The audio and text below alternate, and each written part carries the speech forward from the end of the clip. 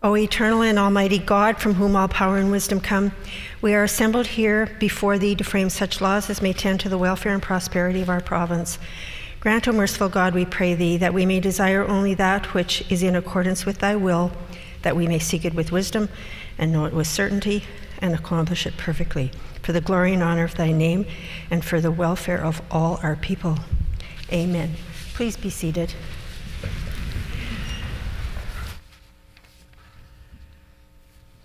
Routine proceedings, introduction of bills. The Honourable Member for St. James.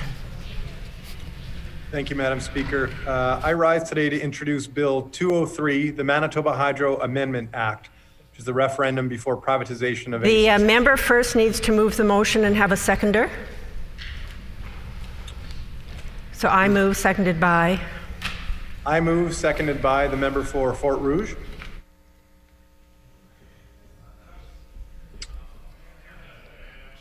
The member seconder has to be sitting in the chair, and he now is. The Honourable Member for St. James, if he would like to start over. Thank you, Madam Speaker. I rise today to introduce Bill 203. No. Pause for a second. I don't think he has the wording of the motion. He needs to. Oh, I would indicate that the member may not have the wording of the motion before him.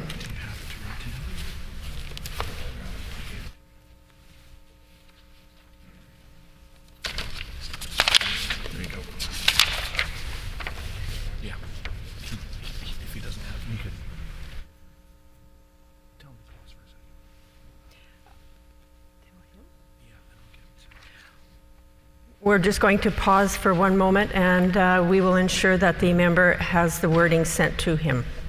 Thank you.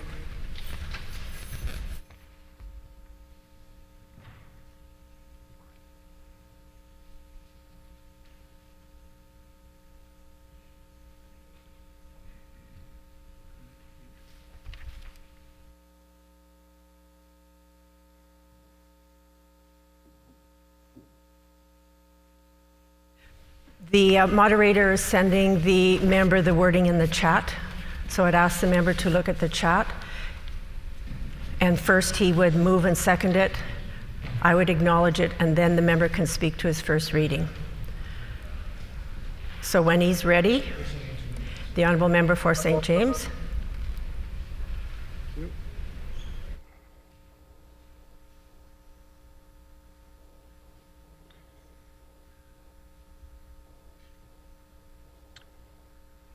Madam Speaker, I move, seconded by the member for Fort Rouge, that Bill 203 be now read for a first time.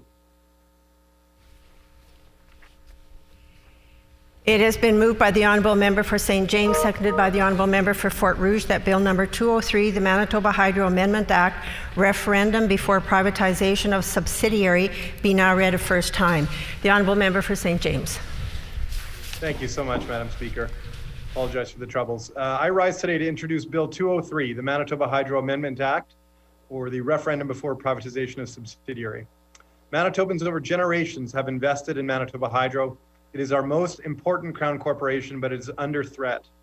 The Premier of our province is committed to breaking up and selling off pieces of Manitoba Hydro, as he's already done 1 month ago. We believe that it's wrong and that all Manitobans deserve a say before any part of Hydro is privatized. This bill would require a referendum before any part of our Crown is privatized, because all Manitobans should have a say before this Crown is broken up and sold off. I look forward to debating this bill in the House as soon as possible, and I look forward to the support of all members for this bill.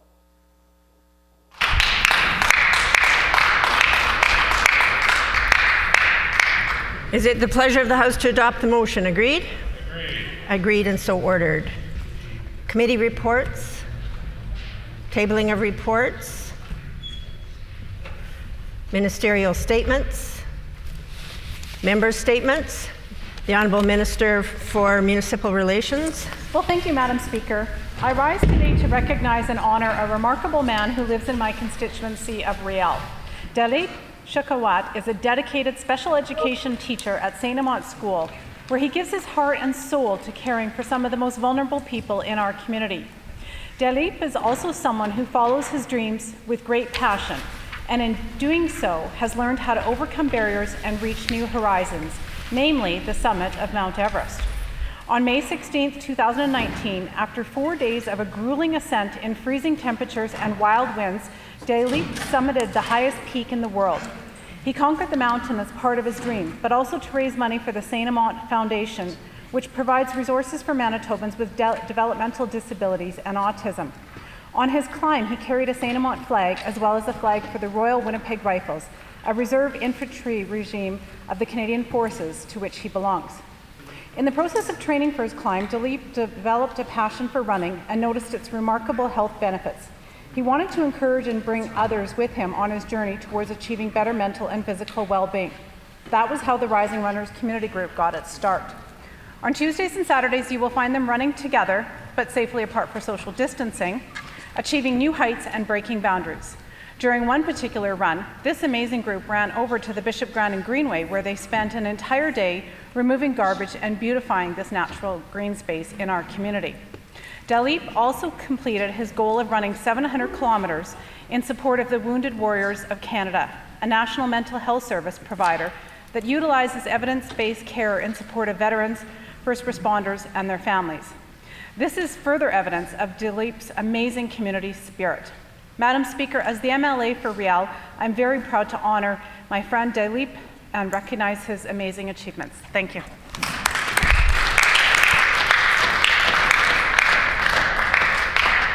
The Honourable Member for Fort Garry. Madam Speaker, today is National Internment Education Day. From 1914 to 1920, Canada incarcerated 8,579 people as enemy aliens. Many communities were affected, but most were Ukrainian Canadian civilians. They were issued with identity papers that had to be carried at all times, the penalty for non-compliance being arrest and possible imprisonment. In 2005, the Government of Canada passed Bill C-331. This act provided for negotiations to take place between the Government of Canada and specified Ukrainian Canadian organizations in respect of measures that may be taken to recognize the internment, including the installation of commemorative plaques as well as public education initiatives. Many lives and families have been touched by this shameful period of Canadian history. The legacy of internment camps in Canada has had a lasting impact on the Ukrainian community here in Manitoba. There were two internment camps in Manitoba, one in Winnipeg and one in Brandon, both of which operated between 1914 and 1916. These families were stripped of what little wealth they had, forced to do heavy labor, were disenfranchised and subjected to other state sanctions and censors, not because of anything they had done, but only because of where they had come from and who they were. This treatment of Manitobans is inexcusable, and we must continue to do more to recognize these terrible mistakes of the past and acknowledge their ramifications on the present. The most important lesson history can teach us is that there is no us versus them. There is only all of us together as our province recovers to be stronger, more equitable, more sustainable than it was before. I hope all Manitobans will commemorate National Internment Education Day by learning about the history and legacy of internment camps in Manitoba. Thank you.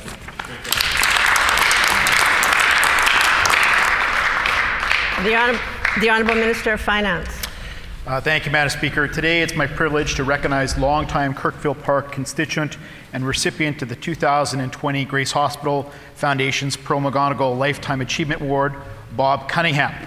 Established in 2019, the Pearl McGonigal Award honors an individual or group for outstanding contributions to the Grace Hospital and our community at large. Bob has been an active supporter, a donor, as well as a volunteer at the Grace Hospital Foundation since its inception in 1991. 2016, Bob's vision led perhaps to the Grace Hospital Foundation's greatest achievement to date with the creation of the Tomorrow's Grace Capital campaign, which paved the way for a new MRI and emergency department, and it's but one component of the facility's growing campus, Madam Speaker. Over the years, Bob has served on countless boards, foundations, charities, institutions here in Winnipeg, organizations like the Better Business Bureau, the Asper School of Business, the Health Science Centre Foundation, the Canadian Museum for Human Rights, and others.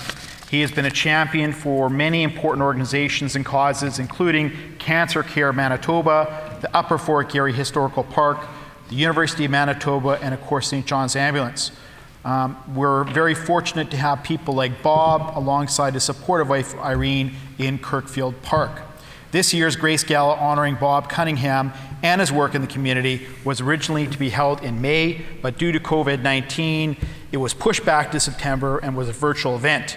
Thanks to our caring community, the gala raised $197,000, further supporting the foundation's efforts to raise $3 million to help expand and renovate diagnostic imaging department.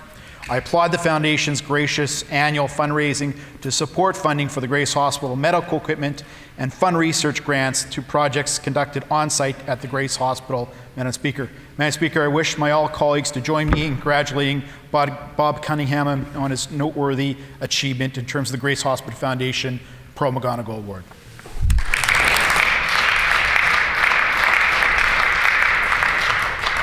The Honourable Member for St. John's. Thank you much, Madam Speaker. So while leaders across the globe have been showing leadership and compassion and care for their citizens, let's review what the Premier has done during this pandemic. He's closed Seven Oaks Cancer Care, with Concordia Cancer Care soon to follow, closed the Roblin ER and diagnostic services in Roblin and Shoal Lake, unilateral 2.9% Manitoba hydro rate increase, increased First Nation hydro rates by 6.5% when more people are spending time at home, cut over 11,000 jobs, threatened to lay off 700 hydro workers, then forced them to take unpaid leave, forced 6,250 civil servants to take unpaid days off, made the largest single-day budget cut in Manitoba history, $856 million, froze municipal funding for 4 straight years, all the while offloading responsibilities to municipal governments, underspent $180 million of their Manitoba Restart program and refused to spend it in education, cut $48 million in funding for schools, resulting in 5,000 EAs and other support staff being laid off, refused to contribute any provincial dollars to the paid sick leave, while the Premier personally took credit for the federal program instead. And while all of those are exceedingly bad, the Premier has stooped even lower by legislating the right of the Pallister government to steal the Children's Special Allowance from Indigenous children in care, while circumventing Manitoba courts by legislating the rights of Indigenous children to sue them for said dollars. Madam Speaker, Manitobans deserve better, and certainly deserve better during a pandemic. Miigwech.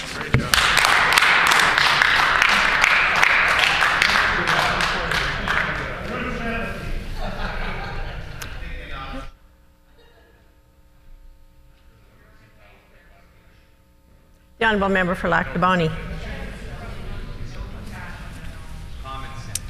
Thank you, Madam Speaker, and now for something completely different.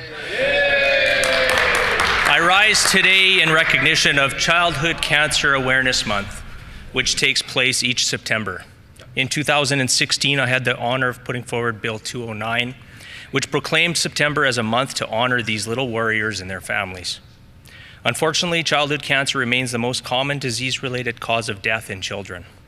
Over 250,000 children are diagnosed with cancer worldwide each year. This year, the COVID-19 pandemic has created additional hurdles for children and families affected by cancer. Despite these challenges, many continue to work hard in the fight against this illness. The Team Brody Foundation is a family-run organization honoring the life of Brody Burrell Garoon, who passed away on September 1st, 2015 from cancer. During the COVID-19 pandemic, the foundation is collecting donations to support families affected by childhood cancer and will resume hosting in-person events once it is safe to do so. This summer, Suzanne and Marco Suzio, founders of Maddox's Warriors, unveiled a specialty license plate program in partnership with our government and Manitoba Public Insurance. Proceeds are dedicated to the organization founded in their son Maddox's honor. Maddox was diagnosed with a brain tumor and passed away on August 8th, 2014. Among all the work that they do, last month they hosted a virtual superhero run. Both Brody and Maddox's families continue to keep their children's memories alive through the work they do within their organizations. These are but a few examples of the amazing work Manitobans have done for children affected by cancer. I would also like to acknowledge the work of my fellow Assembly members in this cause. on both sides of the House. Through the support of organizations like these and by continuing to raise awareness, Manitobans can contribute to the fight to end childhood cancer.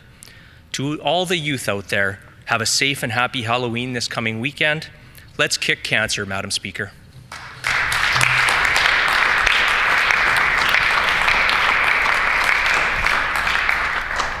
Oral questions. The Honourable Leader of the Official Opposition. Madam Speaker, the COVID-19 pandemic has become a war of attrition against an unrelenting enemy. At any point when we collectively let our guard down, that's when the virus makes progress towards its terrible goals. When we don't wear masks, when we don't socially distance, when we don't stay home when we're sick, that's when it makes the advances that we so fear. Unfortunately, we collectively, under the direction of this government, have left far too many openings with respect to long-term care and for seniors' care here in the province. There's not enough care at the bedside. There's not enough resources. There's not enough communication. Yesterday, asymptomatic surveillance testing revealed a high number of new cases in a personal care home. Will the Premier today begin to counteract the failures when it comes to long-term care by guaranteeing asymptomatic surveillance testing at personal care homes across Manitoba?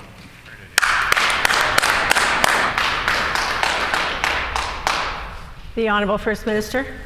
I was pleased to see, Madam Speaker, our health experts taking the step of adding asymptomatic testing to the regimen of already active precautionary measures and testing measures that they've launched, and I hope to see that progress continue in earnest as we work together as Team Manitoba to fight the adversary of COVID. The Honourable Leader of the Official Opposition on a supplementary question. You know, Madam Speaker, it's a shame that the Premier doesn't believe that it's his job to protect Manitobans from COVID-19. It is his job to protect Manitobans from COVID-19. It's the job of everyone in that cabinet to work together to try and protect Manitobans from COVID-19. It's also a shame that he continues to work with a minister who came before this House and said that there was cohorting going on in personal care homes like Parkview. Come to find out, in fact, they are simply putting dressers, end tables between those seniors. Madam Speaker, we know that this is the truth. Why is this government continuing to fail seniors, and when will they step in to take control of the Parkview Place personal care home so that no one else dies?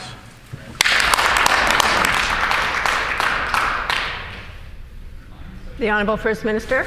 There's ample reason for all of us to be fearful and concerned, Madam Speaker, at this unprecedented time without the member opposite choosing to put phony fear on the record as an attempt to gain some flimsy partisan advantage, which she will not gain because Manitobans are aware of the actions taken by this minister and by this government, and they are also aware of the continuing efforts we're making to keep Manitobans safe.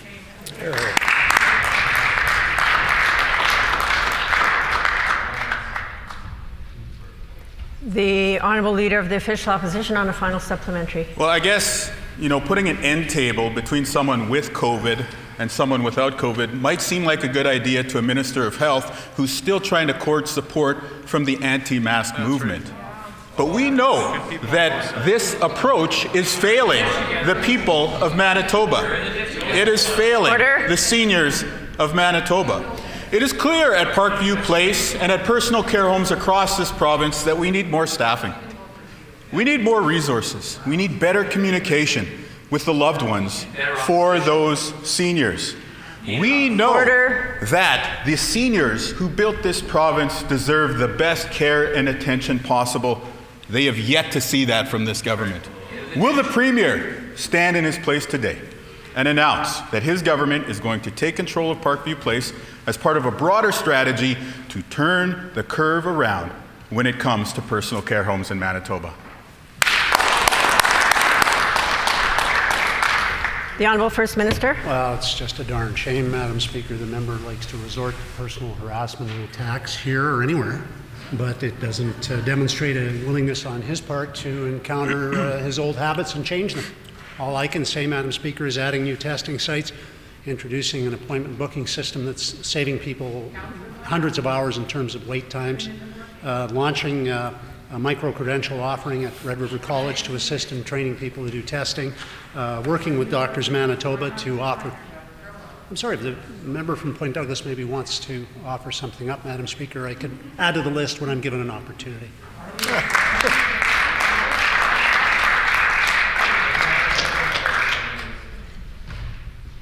The Honourable Leader of the Official Opposition on a new question. Madam Speaker, it's a very serious topic, one that we should not be making light of. The Premier should commit to letting seniors know how long should they expect to live in a building with cockroaches. At what point will his government step in to ensure that they get the care and the staffing that they need? At what point will he silence the misinformation and QAnon conspiracies of his Minister of Health? Madam Speaker, we know that there is so much that needs to be done. Order. Order.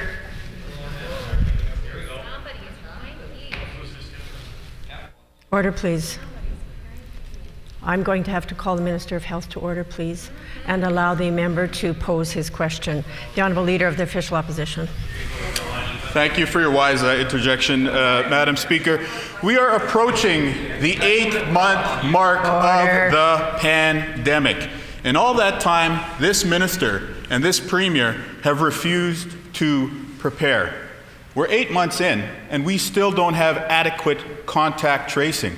All Manitobans stayed inside their homes for more than 2 months earlier this year to give this government time to hire contact tracers. Not only do we not have enough, they won't even tell us how much there is. Will the Premier hire enough contact tracers to help flatten the curve, and begin by doing so by telling us how many contact tracers are currently working in Manitoba? The Honourable First Minister. There's dozens being deployed all the time, Madam Speaker, additional through the Red Cross strategy that we've developed, and also through StatsCan resources. The tracking issues are very important issues, and they're confounded and complicated by the reality of increased case numbers. That cause of that, as the member would like to attribute it to the behavior of the government, is the behavior of individual people who choose to disregard solid health warnings that have been out there and repeated, advertised and promoted by this government from the get-go, and that will continue to be.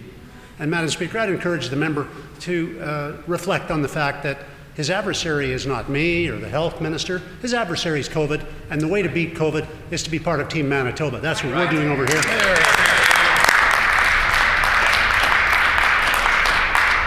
The Honourable Leader of the Official Opposition on a supplementary question. You know, Madam Speaker, it's one of the glaring hypocrisies of conservatism that they always talk about personal responsibility, except when it's time for them to take responsibility. What stops with you? Madam Speaker, the Premier at this point is saying it's individual Manitobans. He's blaming the people of Manitoba. But what about his failures? That's right. What about his failures to protect small business owners who are hanging on by a thread? That's right. What about his failure to protect seniors? What about his failure to ensure that there is an adequate number of contact tracers so that contact tracing is not merely an academic exercise? Contact tracing should be used to suppress the outbreak, Madam Speaker. Again, simple question. How many contact tracers working in Manitoba today, and what is the plan to increase that number?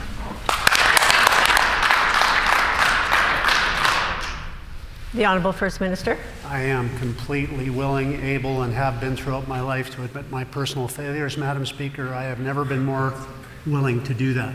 I can tell you that every day I think about the victims of COVID and their families and friends. Every day I dedicate myself, as do the people on this side of the House, to addressing this horrible pandemic.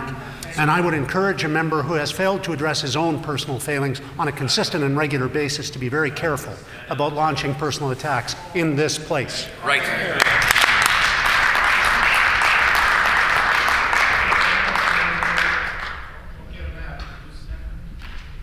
Order. The Honourable Leader of the Official Opposition on a final supplementary.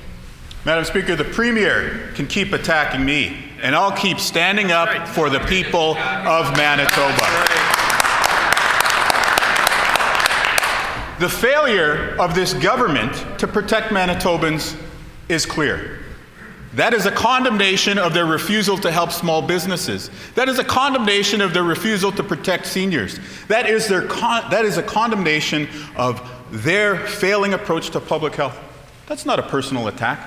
That is a statement of fact, Madam Speaker. That's right. They are not doing enough. One of the key steps that we need to see is an investment in contact tracing. We also need to see supports for small businesses. So if further public health restrictions do come, that those business owners would go along with them and help us all to flatten the curve.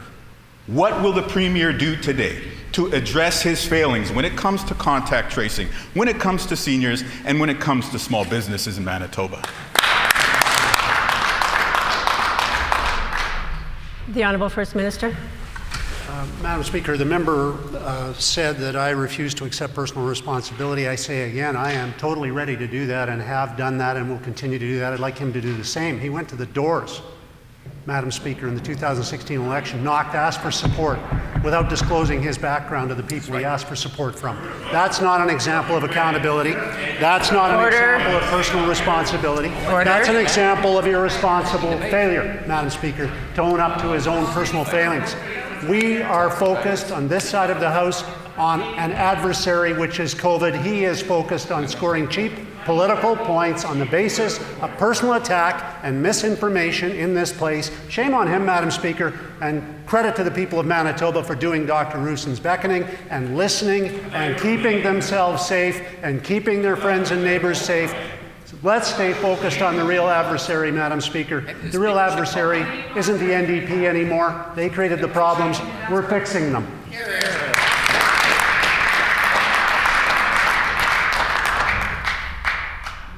The Honourable Member for Union Station. Thank you, Madam Speaker. It's becoming clearer and clearer by the day that the Minister of Health does not understand what's going on at Parkview Place. He claims there was a full-time doctor at the facility. We learned from the WRHA and from Rivera that that was wrong. He claims there was cohorting at the facility, but we learned that that just means a bedside table in between residents. And worst of all, he claims the deaths at Parkview were unavoidable. According to every expert, that's false. We know the residents of Parkview need help, and they need it today. Will the government finally take action and take over control of Parkview Place? The Honourable Minister of Health, Seniors and Active Living. Madam Speaker, there is a legitimate role for the opposition to play constructively during a pandemic. We would call on them to do it.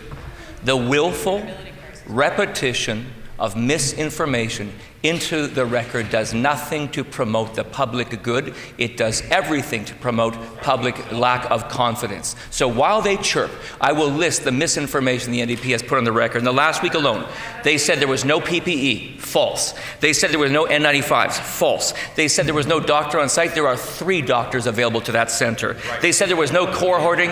Cohorting is completely completed now in the first group. And I would be happy to continue to answer the questions and put real information on the record.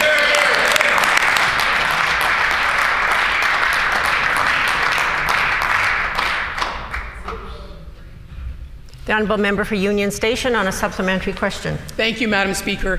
At another home operated by Rivera, there's an outbreak of COVID-19. Nearly 70 residents of Maple's personal care home have tested positive for COVID, many asymptomatic.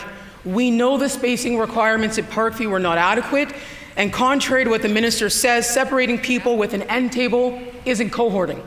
We need to make sure that all residents of this personal care home are properly cared for, and it's the responsibility of the minister to do just that. Rivera failed to do the job properly at Parkview. We can't have it happen in any other home. What interventions is the minister taking at Maples to prevent deaths at that personal care home?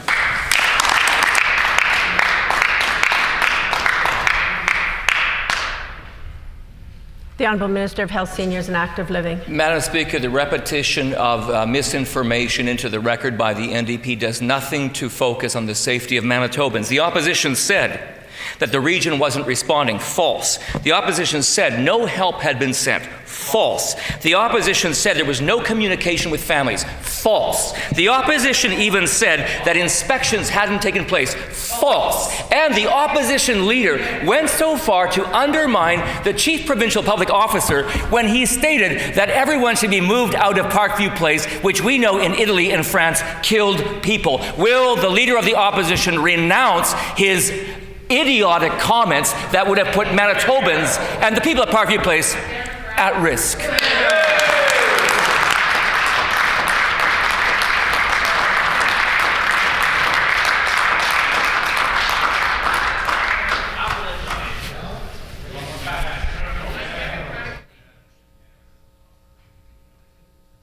Order, please. I know there's a lot of tension around these issues, and I would just urge some caution in the language that is used. And I would encourage all members on both sides to be careful with the words that you choose to use in the House and not place personal types of comments on the record relating to people or their comments in such a way that it's inflammatory.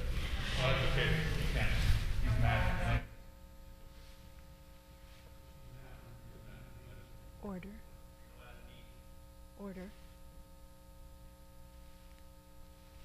The Honourable Member for Union Station on a final supplementary. Madam Speaker, instead of feigning outrage, the minister would serve Manitobans well by answering questions that they desperately need answers to. The government has a duty, the most important role in protecting people, especially vulnerable people in seniors' homes, Madam Speaker. There are currently outbreaks at least at 16 homes across the province, but the province hasn't been visiting these homes. That's the government's job, to protect people. The first thing you need to do, Madam Speaker, to protect people is actually visit the homes they're living in. Will the minister commit to immediately conducting in-person inspections at each private personal care home that currently has COVID-positive cases and automatically launch inspections into any further outbreaks?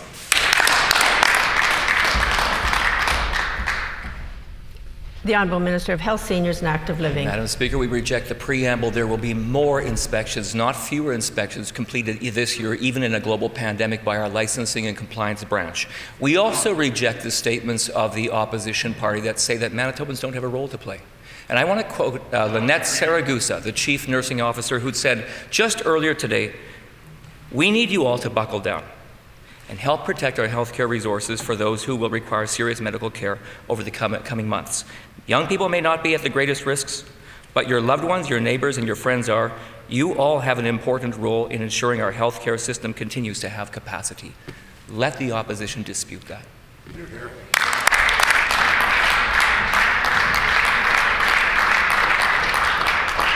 The Honourable Member for Fort Garry.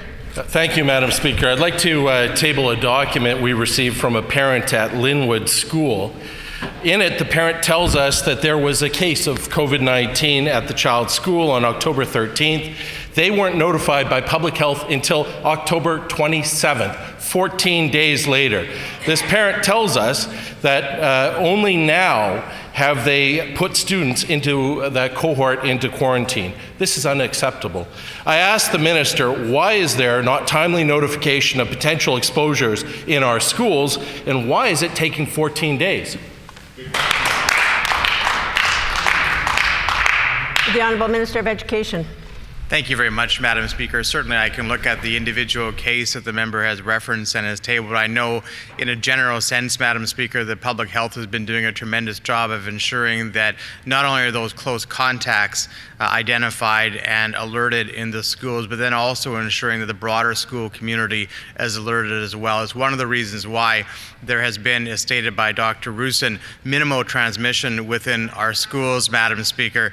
And we are proud of the fact that there has been minimal transmission. We also know that we do need to continue to be vigilant, and all Manitobans need to be vigilant. I will certainly look into this case that the member has raised, Madam Speaker.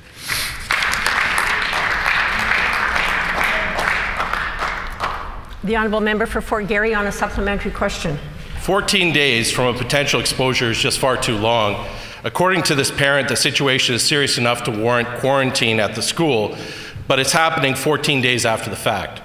After children have been standing in line and playing together, giving further opportunity for this virus to spread.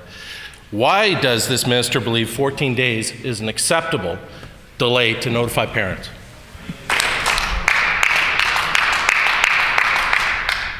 The Honourable Minister of Education. Madam Speaker, I certainly did not indicate that it was acceptable, but I would say that I don't always accept the information that the opposition puts forward. We have all learned that the information they put forward, including yesterday from a member of the opposition, is often false, Madam Speaker. So we will look into the case that the member raises, but I would say in a general sense, Madam Speaker, the public health and those officials of public health have done a very good job of ensuring that there is notification to the parents and to the close contacts within schools, and that is one of the reasons why Dr. Roussin safely was able to say that we've had minimal transmission at schools about 7 weeks into the school year.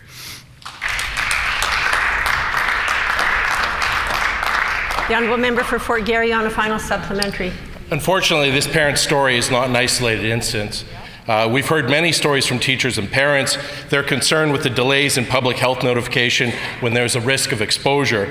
We've heard of several instances where it's taking far too long for schools to be notified of a positive test result. It's a very difficult situation for schools because they can't take action until they're formally notified by public health. So I ask this minister again, why is it taking so long for this to occur? What is the minister going to do today to fix it?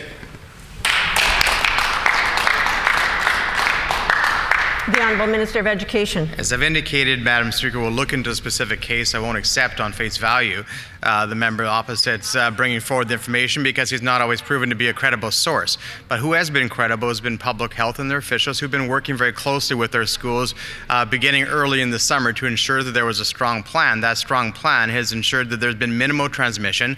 There's been strong attendance in schools, Madam Speaker. We are glad to see that students have been able to continue within the school system and to do so safely, Madam Speaker. That is always our overarching principle, to ensure that there is good education but in a safe learning environment in a pandemic. We appreciate the work that's been done by school officials and by public health, and will continue to work with all of them, Madam Speaker.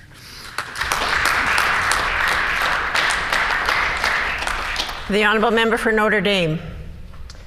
Madam Speaker, the Pallister government's proposed regulatory changes to childcare will allow this government to cut funding to thousands of nursery spots and allow government to double fees in dozens of nursery schools. The minister has said she has no immediate plans to do so, but we know that just means that she's just waiting for the right moment to cut. Why won't the minister simply abandon the plan and commit to enhanced funding for nursery school?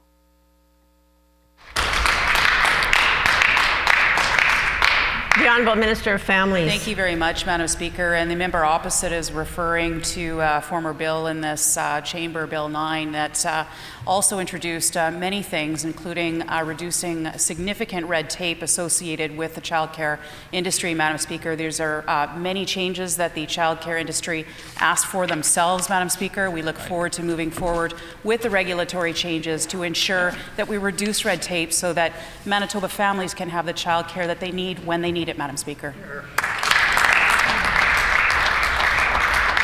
The Honourable Member for Notre Dame on a supplementary question. Madam Speaker, the minister told this House and the media that she has no immediate plans to cut nursery schools, but through freedom of information, we have found that this is not the case. I have tabled briefing notes that show that government is implementing a single funding model for all nursery school spaces. In other words, enhanced funding for centers and spaces will be cut. This is the same approach this government took to the special drugs program, cutting those receiving an enhanced benefit. I ask the minister, why not maintain enhanced funding for nursery schools and improve upon it rather than cut, as these documents show?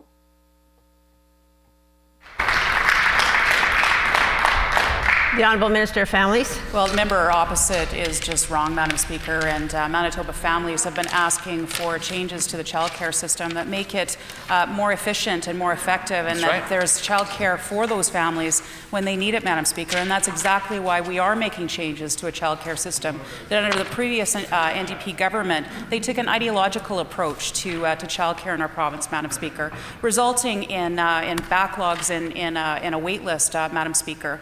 We know that we're working towards changes to ensure that childcare is there for Manitoba families when they need it, Madam Speaker.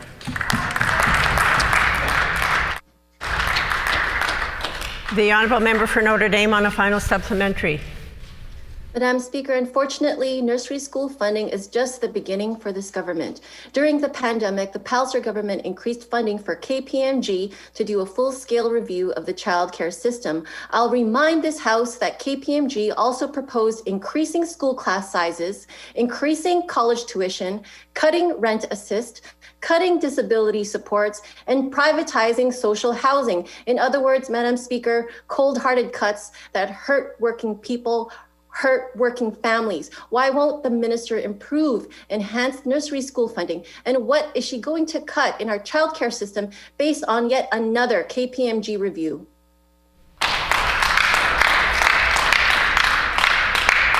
The Honourable Minister of Families. Well, Madam Speaker, I don't know where to begin with the litany of false accusations that were just put on the record by the member opposite, Madam Speaker. But what I will tell Manitoba families is that we have been listening to them. We've heard loud and clear that they have not had a childcare system that is working for Manitoba families, Madam Speaker. That's why we are making changes. We work with KPMG. We've also worked with Manitoba families to ensure that we have the childcare that's there for them when they need it, Madam Speaker. That's what they've been asking for. That's what they deserve, and that's what we will deliver on. Here.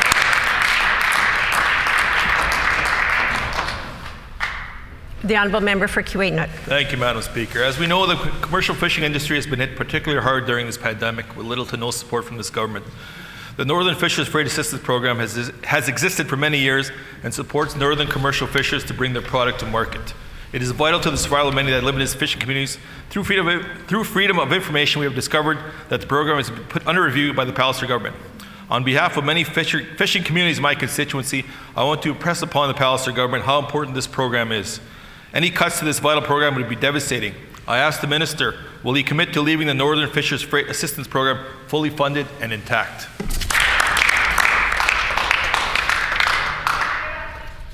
The Honourable Minister of Economic Development and Training. Thank you, Madam Speaker. We're very concerned about the fishing in Manitoba as well, and we want to make sure that the programs are right.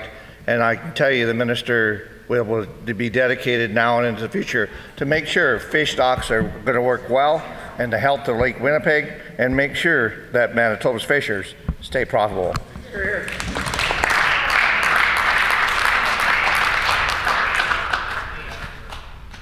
The Honourable Member for Kiiwetinoong on a supplementary question. Thank you, Madam Speaker. The minister's own department knows just how valuable this Northern Fishers Freight Assistance Program is to northern communities.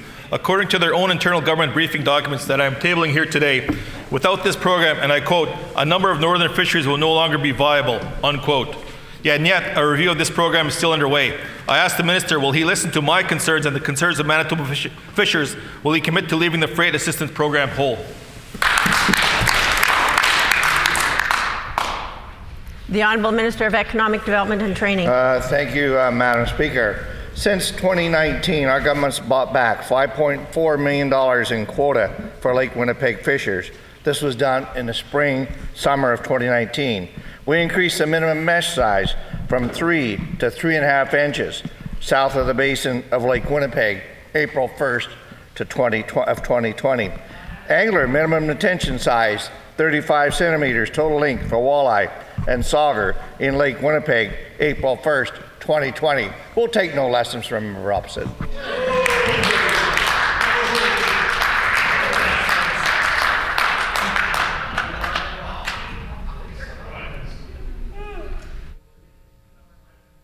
The Honourable Member for Kiiwetinoong on a final supplementary. Thank you, Madam Speaker. I appreciate the tutelage as to why now fishing has become harder. I appreciate those comments being put on the record.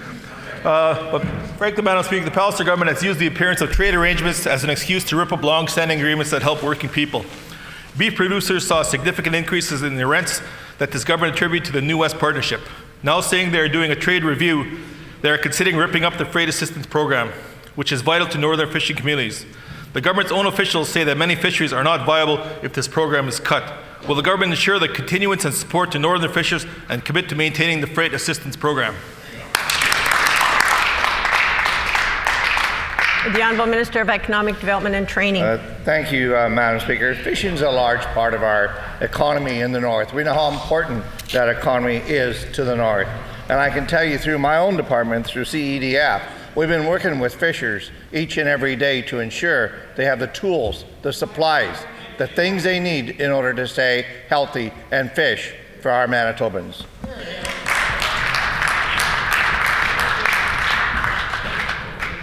The Honourable Member for St. Boniface. Thank you, Madam Speaker. Our hearts go out to residents, families who are struggling with COVID outbreaks in personal care homes and across Manitoba. On March 9th and 10th, there was an inspection at Parkview Place we've all heard about. Apparently, the Minister of Health thinks that 10 years of cockroach infections under the NDP justifies 4 years of cockroach infestations under the PCs. But what's just as alarming is what wasn't found and what wasn't expected on that at that time. They only covered 12 of 26 standards, as this document that I table shows. What was missed? Complaints, medical care, infection control. The pandemic was already underway and personal care homes were a known risk. How is it that in March, infection control was left off the inspection list at Parkview Place? The Honourable Minister of Health, Seniors and Active Living. That member knows that there was an inspection conducted of Parkview Place in March. That member knows that there was an inspection conducted of Parkview Place only 10 days ago. That member and all members should know that another inspection of Parkview Place as a follow-up took place just hours ago.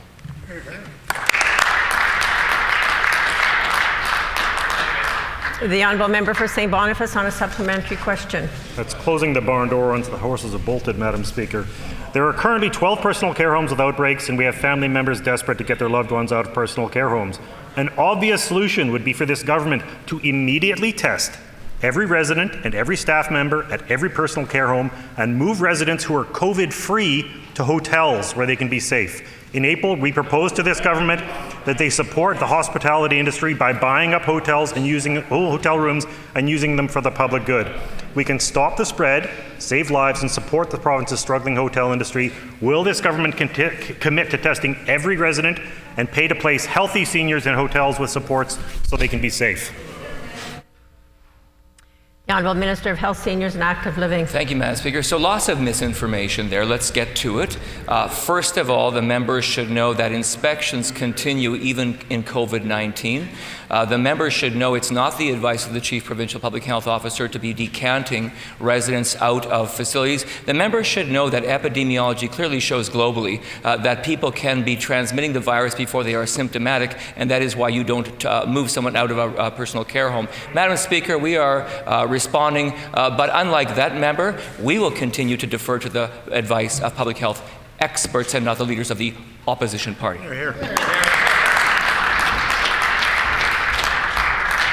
The Honourable Member for Tyndall Park. Thank you, Madam Speaker. On March 19th, this PC government sent out a news release, which I table now, that said a medicine unit will today be relocated to existing clinical space in the former HSC Women's Pavilion to enable the movement of patients within the hospital campus to create a 30-bed isolation unit. Madam Speaker, with COVID numbers continuing to climb, I have had constituents reach out to me and ask if this in fact did happen, as there has been no evidence of it. Can the minister responsible confirm if in fact there was a 30-bed isolation unit formed, as they committed that they would create one back in March?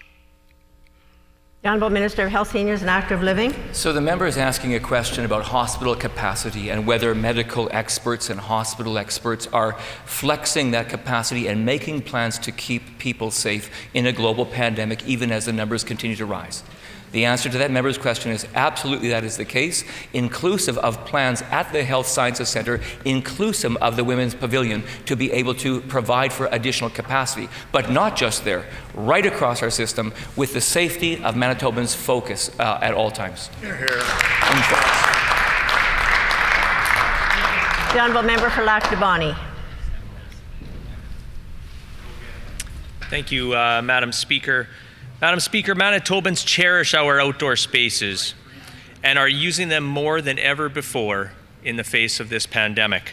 Manitobans know that our government is committed to protecting our environment and our parks for generations to come.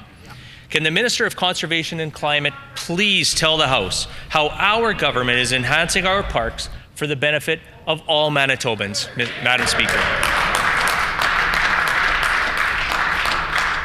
The Honourable Minister of Conservation and Climate. Thank you, Madam Speaker. And what a great question from this hardworking member for Lac du Bonny. It allows me to put some facts on the record. Madam Speaker, our government values our provincial parks. That's why we have made significant investments and upgrades to our provincial park system. We've just recently opened last week a host of new facilities at Dufferin Provincial Park, in addition to over $16 million in our provincial park improvement across the province. We've made major investments to our provincial trail network, and we've ended the dangerous practice of night hunting in our provincial parks. We're committed to making provincial park experience even better for Manitobans. It makes no sense why the member's time has expired.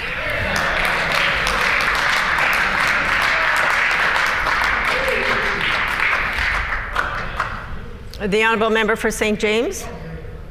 Thank you, Madam Speaker. We've learned that the Manitoba government is hiring a fairness monitor to oversee the auctioning off of Hydro's broadband business. Manitoba internet service provider businesses have raised their voices to say that this RFP process has been unfair and that it lacks integrity. And now the government, in a telling admission, says that they're going to spend thousands of dollars to hire consultants to try and pretend that this process has been managed appropriately. The need to hire a fairness monitor at this stage of the RFP process tells us all we need to know about the fairness of it. Will the Premier face the facts and scrap this tainted RFP process altogether?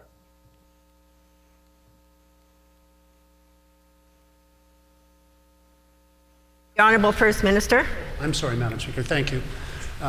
What the member for St. James is suggesting is that we should continue with the unfair approach that was taken by the NDP. We'll follow a fair approach. Madam Speaker, fairness is important in respect of the dealings around Manitoba Hydro. The NDP ignored fairness when it quintupled Manitoba Hydro's debt in its time in office. Quintupled, I say, Madam Speaker, from $5.7 billion in 1999 to $17.6 billion just 17 years later. Madam Speaker, there was no fairness involved in the procedures the NDP followed when they, without the permission of Manitoba owners, decided that they would waste billions of dollars. We'll use fair policies when we make investments with the best interests of the real owners of Manitoba Hydro in our hearts and minds, Madam Speaker. And the real owners of Manitoba Hydro are not the member for Fort Rouge or the member for Point Douglas. No, as much as they think they are. The real owners are, of course, the people of Manitoba. Right.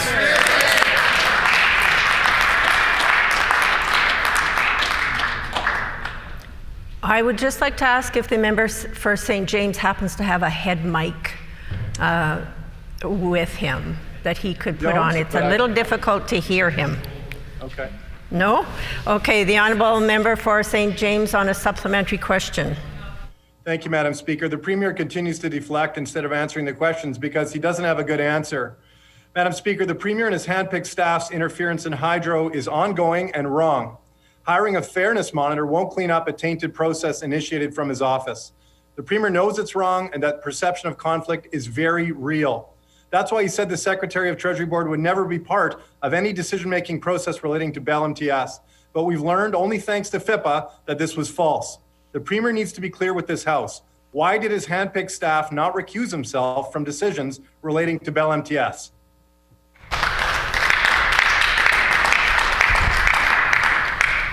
The Honourable First Minister. Well, the member's standing on a very weak platform, Madam Speaker, because the NDP didn't involve any fairness when they told Manitobans that the bipole waistline was going to cost them not a cent. and it ended up costing $4.6 billion, Madam Speaker.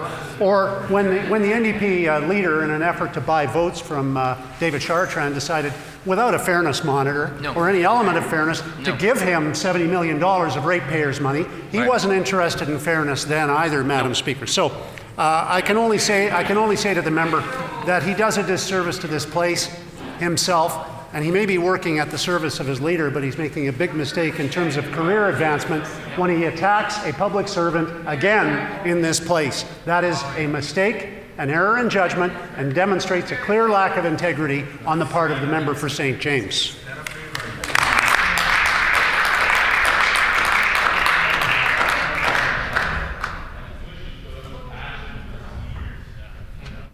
Order. Order. I'm hoping members would like to hear their own member ask the question. The Honourable Member for St. Order. The Honourable Member for St. James on a final supplementary. Thanks, Madam Speaker. Empty words from a Premier whose insults of liquor and lottery staff forced Liquor and Lotteries management to issue a statement to all their employees reminding them that they're doing a good job. We know this Premier has admitted to interfering in operations of Hydro and that his interference is costing Manitobans money, and it's now becoming clear that his government is preparing to break off pieces of Hydro to the highest bidder. How else does he explain his continued interference in Hydro International, which is crippling their ability to do business and setting the stage for their financial failure? Will the Premier commit in this House that no subsidiary of Manitoba Hydro will be wound down or sold off, and will he vote in favor of Bill 203?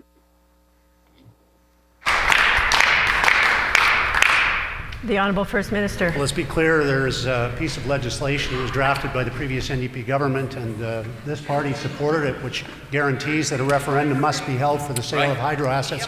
If the member has a problem with that legislation, he should direct it to his own party, Madam Speaker. If he wants to glorify his presence in this debate, perhaps he should first do some research.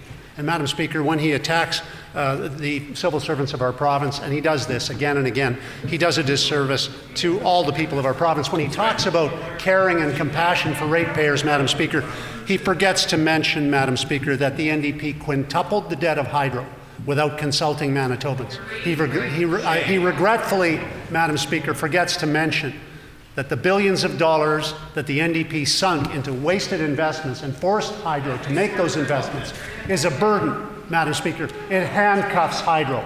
And they put those handcuffs on, Madam Speaker. They put them on, and now they think they can blame somebody else for doing it. But we all know who did it, Madam Speaker. It was the NDP. They made a mess of Hydro. We're going to fix it.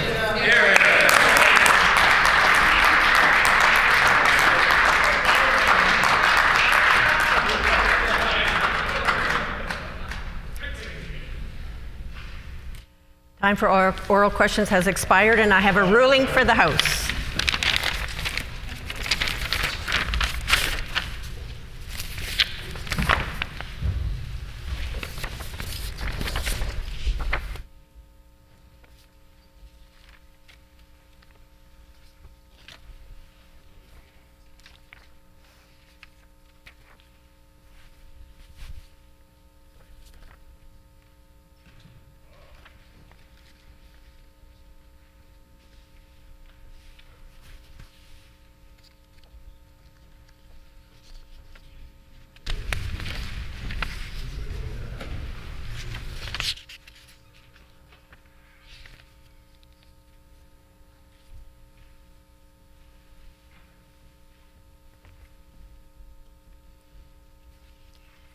On March 11, 2020, the Honourable Member for Union Station rose in the House to contend that the Honourable First Minister and the Minister had willfully misled the House regarding facts related to the feeding of hungry kids and providing funding directly for doing so.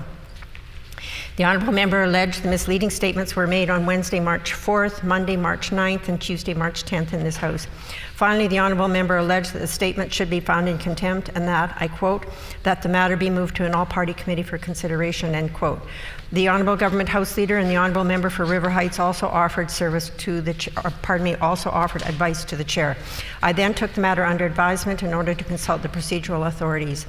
I thank all honourable members for their contributions to the matter of contempt. In raising privilege or contempt, members must satisfy two conditions in order for the matter to be ruled in order as a prima facie case. It needs to be demonstrated that the issue was raised at the earliest opportunity and that the sufficient evidence has been provided to demonstrate that the privileges of the House have been breached in order for the matter to be put to the House. The Honourable Member for Union Station asserted that although the misleading statements were made on March 4th, 9th and 10th respectively, this period of time was used by the member to consult relevant information, do some research and review publications regarding this very complex matter. I should note for the House that the onus on the member is not to verify what the facts are when raising privilege about misleading the House, but rather it is to provide proof of intent to mislead the House, as a variance of facts is not necessarily proof of intention to mislead. Further, Bosque and Gagnon advise on page 145 of the third edition of House of Commons Procedure and Practice that, and I quote, "The matter of privilege to be raised in the House must have recently occurred and must call for the immediate action of the House," end quote. Therefore, the member must satisfy the Speaker that the matter is being brought to the House as soon as practicable after becoming aware of the situation. I ask members to keep this in mind when assessing the aspect of timeliness in the future, as I am not satisfied the condition was met in this case. Regarding the second condition, the noted authority Joseph Mango advises on page 241 of the second edition of Parliamentary Privilege in Canada, and I quote, "To allege that a member has misled the House is a matter of order rather than privilege," end quote. In addition, previous Manitoba speakers have consistently ruled that in order to prove allegations that a member deliberately misled the House, it is necessary to prove that there was clear intent involved to purposely mislead the House by knowingly making statements that would mislead. Speakers Walding, Phillips, Rocan, Dake, Hicks, Reid, and myself have all ruled that the burden of proof to demonstrate the intention to mislead is placed solely on the member raising the privilege. To quote Speaker Hicks on this from a 2011 ruling, "A burden of proof exists that goes beyond speculation or conjecture, but involves providing absolute proof, including a statement of intent by the member involved, that the stated goal is to intentionally mislead the House. As it is possible, members may have inadvertently misled the House by unknowingly putting incorrect information on the record." In 2007, Speaker Hicks also ruled that providing information showing that some facts are at variance is not the same as providing proof of intent to mislead. Also, Speaker Dake ruled in 1998 that without a member admitting in the House that they had stated the goal of misleading the House when putting remarks on the record, it is virtually impossible to prove that a member had deliberately intended to mislead the House. Finally, the member alleged that this was a matter of contempt. As noted both on page 225 of the second edition of Parliamentary Privilege in Canada and on page 60 of Bosque and Gagnon's House of Commons Procedure and Practice, a matter of contempt is something which offends the authority or dignity of the House. Bosque and Gagnon go on to say that contempt does not have to actually impede or obstruct the House or a member, but it must have a tendency to produce such results. The member has not made it clear that the House has been obstructed or impeded in the performance of its functions, nor have members of the House or House staff been impeded in the discharge of their duties. Nor am I convinced that the authority and dignity of the House have been compromised. I must therefore advise the House that I am not convinced that an act of contempt has been committed, and I would therefore rule the motion out of order as contempt of the House.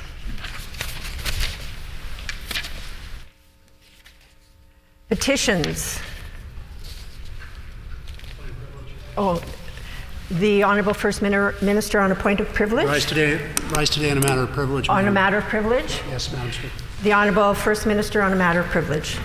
There are two conditions that must be satisfied in order for a matter raised to be ruled in order as a prima facie case of privilege. First, was the issue raised at the earliest opportunity? And second, has sufficient evidence been provided to demonstrate that the privileges of the House or the members have been breached in order to warrant putting the matter to the House? On the first condition, now is my first opportunity to raise this matter. The statements I refer to were made today by the member for St. James in question period, and they continue a number of other statements that were made previously in the House as well.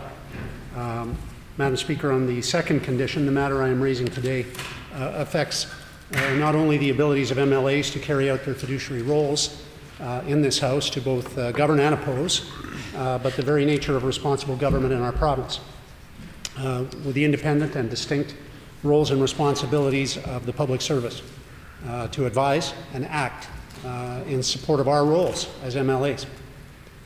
I sit in this legislature as an MLA, but it is the privilege that allows me to serve as Premier under our responsible government conventions as the leader of the majority party I speak to now.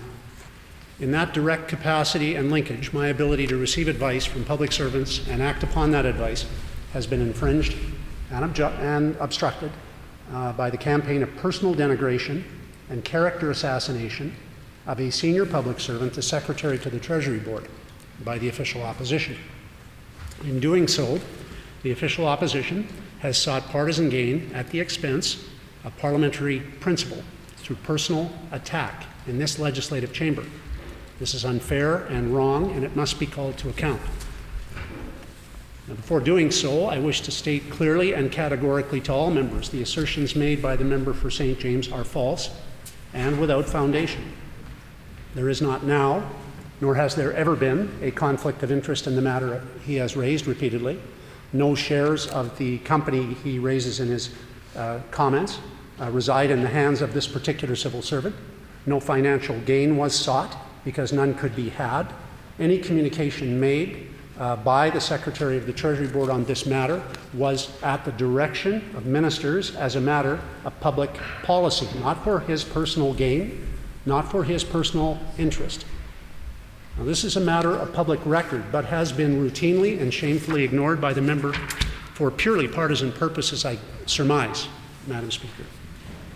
Now, here's what the member has said prior to today when he maliciously defamed the Secretary to the Treasury Board by name, and I will not repeat the name of the individual, as I believe that would compound the damage, the harassment that has already occurred. Quote, "There is a clear conflict of interest when it comes to Bell MTS and this individual." That is false. This individual interfered in a $40 million contract that went to his former company, Bell MTS. That is also false. Quote again, "We now know that the Premier's hand-picked political staff interfered and stopped Hydro from bidding on the Manitoba Network contract." False again. He was, quote, "directly involved in this decision-making process." False. Now, Madam Speaker, repeatedly making one false statement after another does not give an element of truth to that statement. It simply prolongs the hurt and the harm that is done by making those statements. Two fundamental parliamentary principles are at stake here, Madam Speaker, to which I will speak. The first is the freedom of speech of members to speak freely, without prohibition and with immunity inside this legislative assembly. The second is the relationship of the government and the legislature and the accountability of public servants as expressed by the principles of responsible government. Absolute immunity to speak freely in a legislative chamber without fear of legal action is a long-standing and necessary foundation of parliamentary privilege and our system of representative democracy, as you well know, Madam Speaker. On April 14th, 1987, the Speaker of the House of Commons, the Honourable John Fraser, explained it this way, quote, "There are only two kinds of institutions in this land to which this awesome and far-reaching privilege of freedom of speech extends. Parliament and the legislatures on the one hand, and the courts on the other. These institutions enjoy the protection of absolute privilege because of the overriding need to ensure that the truth can be told, that any questions can be asked, that debate can be free and uninhibited. Absolute privilege ensures that those performing their legitimate legislative functions in these vital institutions of government shall not be exposed to the possibility of legal action. This is necessary in the national interest and has been considered necessary under our democratic system for hundreds of years. It allows our judicial system and our parliamentary system to operate free of any hindrance. But, as every citizen in this country knows and demands, authority as absolute as this must be used wisely.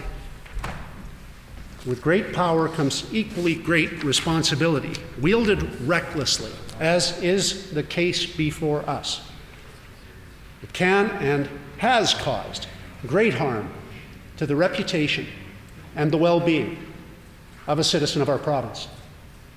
Speaker Fraser spoke directly of this obligation when responding to a question of privilege about conflict of interest guidelines on May 5th, 1987. Quote, "Such a privilege confers grave responsibilities on those who are protected by it." By that I mean specifically the honorable members of this place. The consequences of its abuse can be terrible. Innocent people could be slandered with no redress available to them. Reputations could be destroyed on the basis of false rumor. All honorable members are conscious of the care, I would hope, that they must exercise in availing themselves of their absolute privilege of freedom of speech, end quote. And that is why, Madam Speaker, there are long-standing practices and traditions observed in this House to counter the potential for abuse, Speaker Fraser concludes. In a ruling on a question of privilege on May 21st, 1987, Speaker Fraser expressed concern that an individual who was not a member of the House had been referred to by name. He said in response, quote, "But we are living in a day when anything said in this place is said right across the country. And that is why I have said before, and why I say again, that care ought to be exercised, keeping in mind that the great privilege we do have ought not to be abused." I submit, Madam Speaker, that those privileges should never be taken for granted and should never be abused, and they have been abused in this case. A subsequent Speaker of the House of Commons, the Honourable Gilbert Perron, stated in a September 30th, 1994 response to a point of order, quote, "Paramount to our political and parliamentary systems is the principle of freedom of speech. A member's right to stand in this House unhindered to speak his or her mind. However, when debate in the House centers on sensitive issues, as it often does, I would expect that members would always bear in mind the possible effects of their statements and hence be prudent in their tone and choice of words." End quote. Specifically referring to individuals outside the chamber, on December 3rd, 1991, Speaker Fraser advised the House of Commons at that time to consider constraining itself, quote, "In making comments about someone outside this chamber, which would in fact be defamatory under the laws of our country if made outside this chamber." The member for St. James has unfortunately and unwisely ignored this admonition previously and again today. These repeated, unfounded, and unwarranted personal attacks cast all members of this legislature into disrepute. They expose us to criticisms about abuse of our authority, and thereby they infringe upon each of our privileges as members. The United Kingdom Joint Select Committee on Parliamentary Privilege wrote this in 1999 as they conducted a review of parliamentary privilege, quote, "It is in the interests of the nation as a whole that the two houses of Parliament should have the rights and immunities they need in order to function properly. But the protection afforded by privilege should be no more than Parliament needs to carry out its functions effectively and safeguard its constitutional position. Appropriate procedures should exist to prevent abuse and ensure fairness," end quote. 3 recent reviews of parliamentary privilege were conducted in the United Kingdom, in Australia, and in New Zealand. An examination of those reviews by the Senate Standing Committee on Rules, Procedures and the Rights of Parliament in its 2015 review of parliamentary privilege concluded this, quote, "All 3 attempts at modernizing the law of privilege reflect the change in the relationship between the public and Parliament. All 3 recognize that today public figures are accountable to the public and that parliamentarians should exercise self-restraint to ensure that privileges are used responsibly and transparently." Further on, the Senate committee states, quote, for those matters that fall under privilege, Parliament should take care in ensuring that it exercises its privileges in a way that respects the contemporary values that Parliament seeks to uphold in Canadian society. For example, with respect to human rights and with respect to civil liberties. The right to freedom of speech in this and other legislative chambers is understood to be subject to the necessity test, that such freedom of speech is necessary for Parliament to carry out its core functions. Holding the government to account is one core function of any Parliament, of any opposition party particularly. But, Madam Speaker, defaming an individual who is not a member of this chamber in carrying out this accountability function is not necessary. It equates to bullying. It equates to harassment. Order. I repeat, it equates to bullying and harassment, Madam Speaker. Order. The member for St. John's, Madam Speaker, church from her seat, knows full well that it is not in our best interests in this chamber to allow for bullying and harassment to continue. Order. Each of us has a duty to be vigilant. Each of us has a duty to be vigorous in protecting the rights and privileges of this legislature. It's a foundational feature of our democratic traditions, but each of us has an equivalent obligation to be responsible in how we do so. We do not work in a vacuum here. We work within the Constitution of Canada and the individual rights and freedoms which it ensures for each of us and for all Canadians. Put simply, we are not an island or an oasis of privilege, serenely detached from the people we represent and serve. Our privileges inherent in this institution should always be considered within the contemporary norms of our society, and those norms value individual rights, and those norms respect individuals as persons, and those norms protect individuals from abuses. And those norms must do that today, Madam Speaker. Abuses of either executive or legislative power, and those norms abjure harassment of any kind. Former Supreme Court Justice Beverly McLaughlin wrote this on the relationship between parliamentary privilege and the Charter of Rights and Freedoms, quote, "Because parliamentary privilege enjoys constitutional status, it is not subject to the Charter, as are ordinary laws. Both parliamentary privilege and the Charter constitute essential parts of the Constitution of Canada.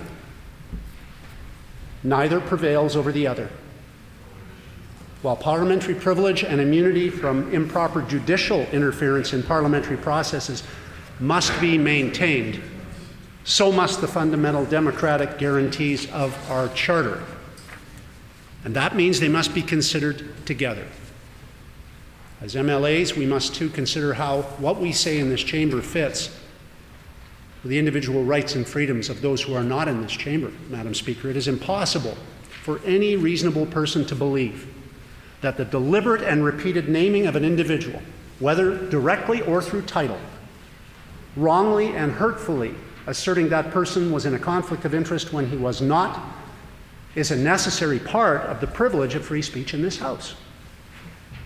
It is to the issue of public servant accountability I speak now. The second principle at stake in this matter of privilege affecting us all as MLAs is that of responsible government. Namely, that those who exercise constitutional authority must be part of and responsible to Parliament. Under our system of government, it is ministers and not officials who exercise this authority. Ministers are accountable, individually and collectively, to this legislature, not their officials. Officials are in turn accountable to the ministers. This is the fundamental underpinning of the relationship between the executive and legislative branches of responsible government.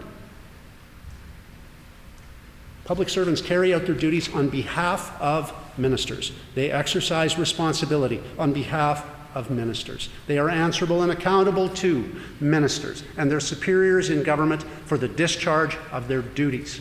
They are not accountable to this legislature. Accountability for the actions of public servants resides with elected ministers. In other words, if you want to attack someone in this place, Madam Speaker, attack us. We signed up for the job, but civil servants did not and should not be subjected to those kinds of criticisms in this place or outside of this place, for that matter. This is the nature of our system of government, Madam Speaker. The Privy Council Office of Canada puts it this way, quote, "Deputy ministers have no direct accountability to Parliament because other aspects of accountability beyond answerability do not apply. A deputy may neither commit to a course of action which would require a decision of a minister, nor may he or she be subjected to the personal consequences that parliamentarians might otherwise mete out." The Privy Council Office goes on to state, quote, "Accountability to Parliament is political. Parliament can apply political pressure that may diminish the reputation of an elected official and perhaps threaten the position of the ministry sufficiently to force a minister's resignation. But none of this is appropriate." The Privy Council Office says this, Madam Speaker, none of this is appropriate for nonpartisan public servants. Yet that is what has been going on here, Madam Speaker, in the last several weeks. The member for St. James has sought to force such an accountability relationship when it simply does not exist and never has. Public servants must provide advice and information without fear, without favor of political considerations or reprisal. That is the public service bargain struck many decades ago that is the foundation of an independent, nonpartisan public service, Madam Speaker. While public servants may provide advice, it is elected politicians that have the final say. Public servants must obey the lawful direction of ministers, and when they do so, they must be reassured that their names will not become a political football to be kicked around in this legislative assembly by opposition politicians at the expense of civil servants, Madam Speaker. Bringing public servants by name into the political arena is dangerous, it is unwarranted, it undermines our very system of responsible government.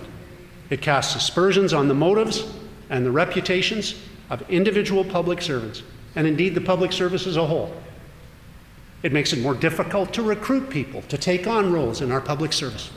And as a Premier, I can say, frankly, Madam Speaker, that concerns me, and it should concern all thoughtful members of this place. It makes it more difficult to retain people, good people, honest, hardworking people in their roles when they are subjected to unjustified criticisms here in this House for political purposes. This is something we should all resist, all of us who believe in our very system of government. Public servants do not have the same ability to speak freely with immunity as we do here. They are powerless to respond to statements made about them by MLAs, about their professional and personal behavior. The professional ethos of a public servant, in fact, requires them not to engage in such a response. In other words, Madam Speaker, when I say bullying, I mean it, because they are unable, who are attacked in the civil service, to respond in any way to charges made against them.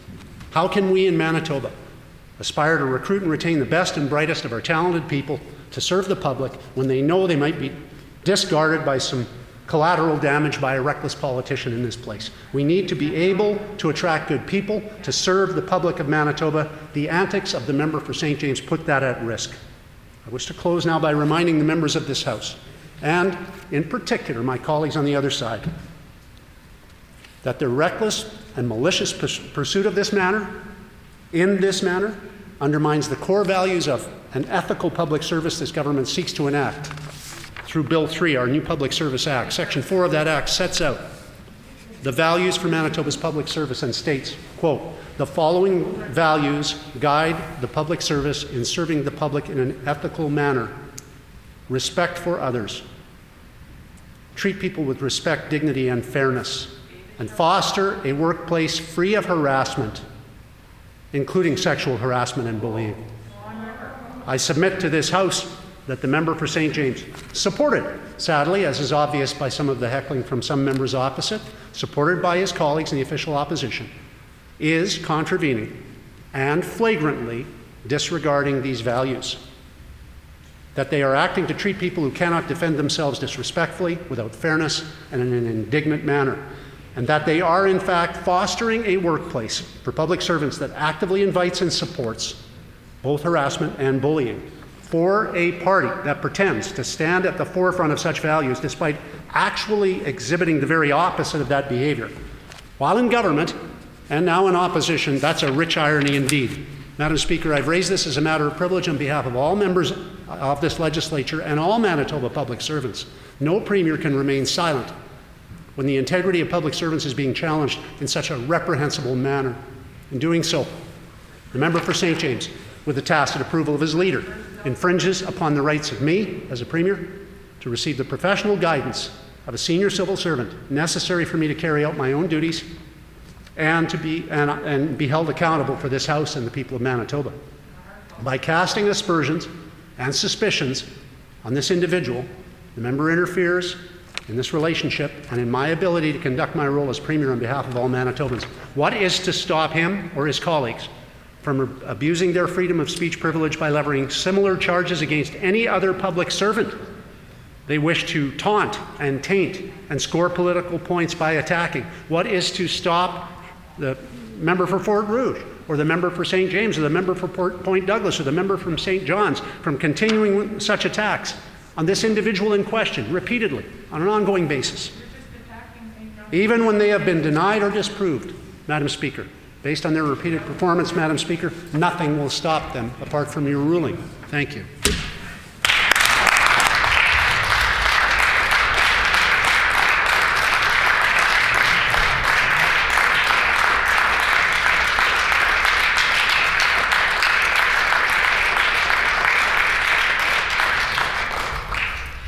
Before recognizing any other members to speak, I would remind the House that remarks at this time by honourable members are limited to strictly relevant comments about whether the alleged matter of privilege has been raised at the earliest opportunity and whether a prima facie case has been established. The Honourable Leader of the Official Opposition. Thank you kindly, Madam Speaker. I find it remarkable that the Premier could speak so long about privilege without being self-aware of his own privilege. I'm going to suggest, with the utmost of humility, Madam Speaker, that you rule on this matter very quickly and very immediately, because it would stand in the way of us continuing our work here in the House. I'll explain what I mean by that, but I just want to put that out there for your consideration right off the top. The first reason why I think you should dismiss this non-matter of privilege is that we know that matters of privilege must contain emotion. And in spite of the extensive preparation that the Premier and his staff clearly did to prepare for that soliloquy that we were just subjected to, it did not culminate with the Premier moving a motion. So therefore, it is out of order in the form of a matter of privilege.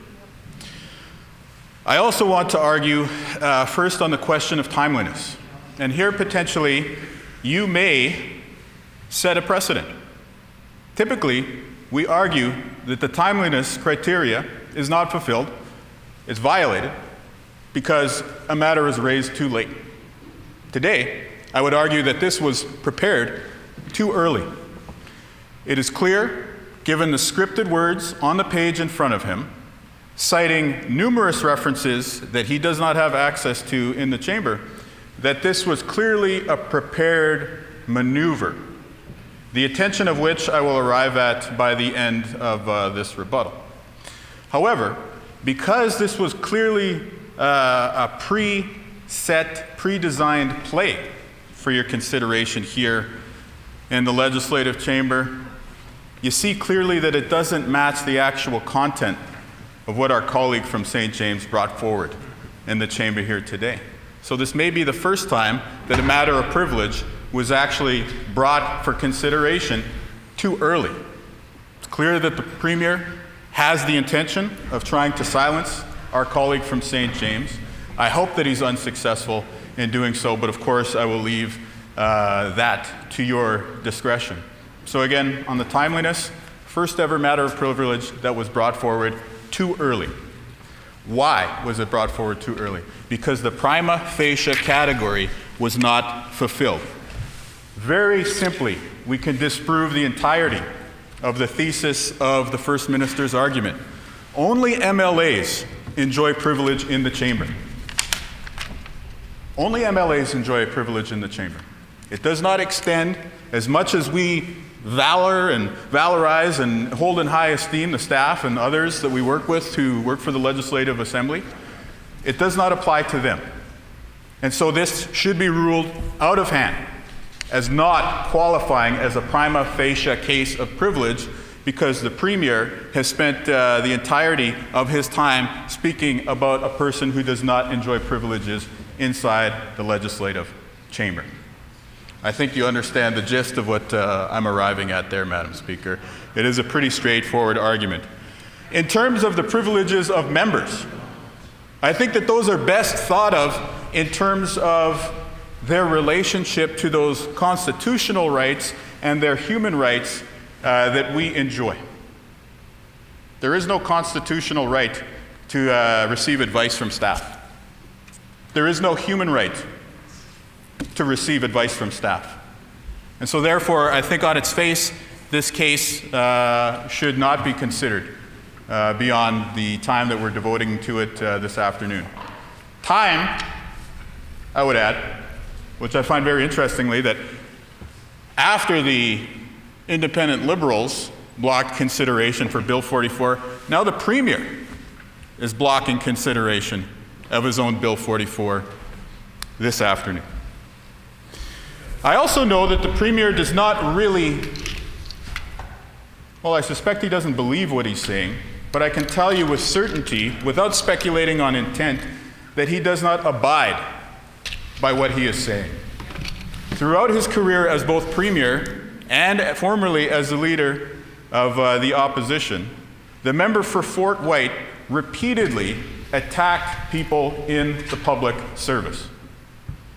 This began in his time as leader of the opposition, attacking many people that I know well and that I hold in high regard. I will choose not to name them today, but I think we all know who we're talking about. Again, this continued through his time in the Premier's office when he attacked my former Chief of Staff by name, both with privilege in the chamber and in the media. It's an apples to apples comparison.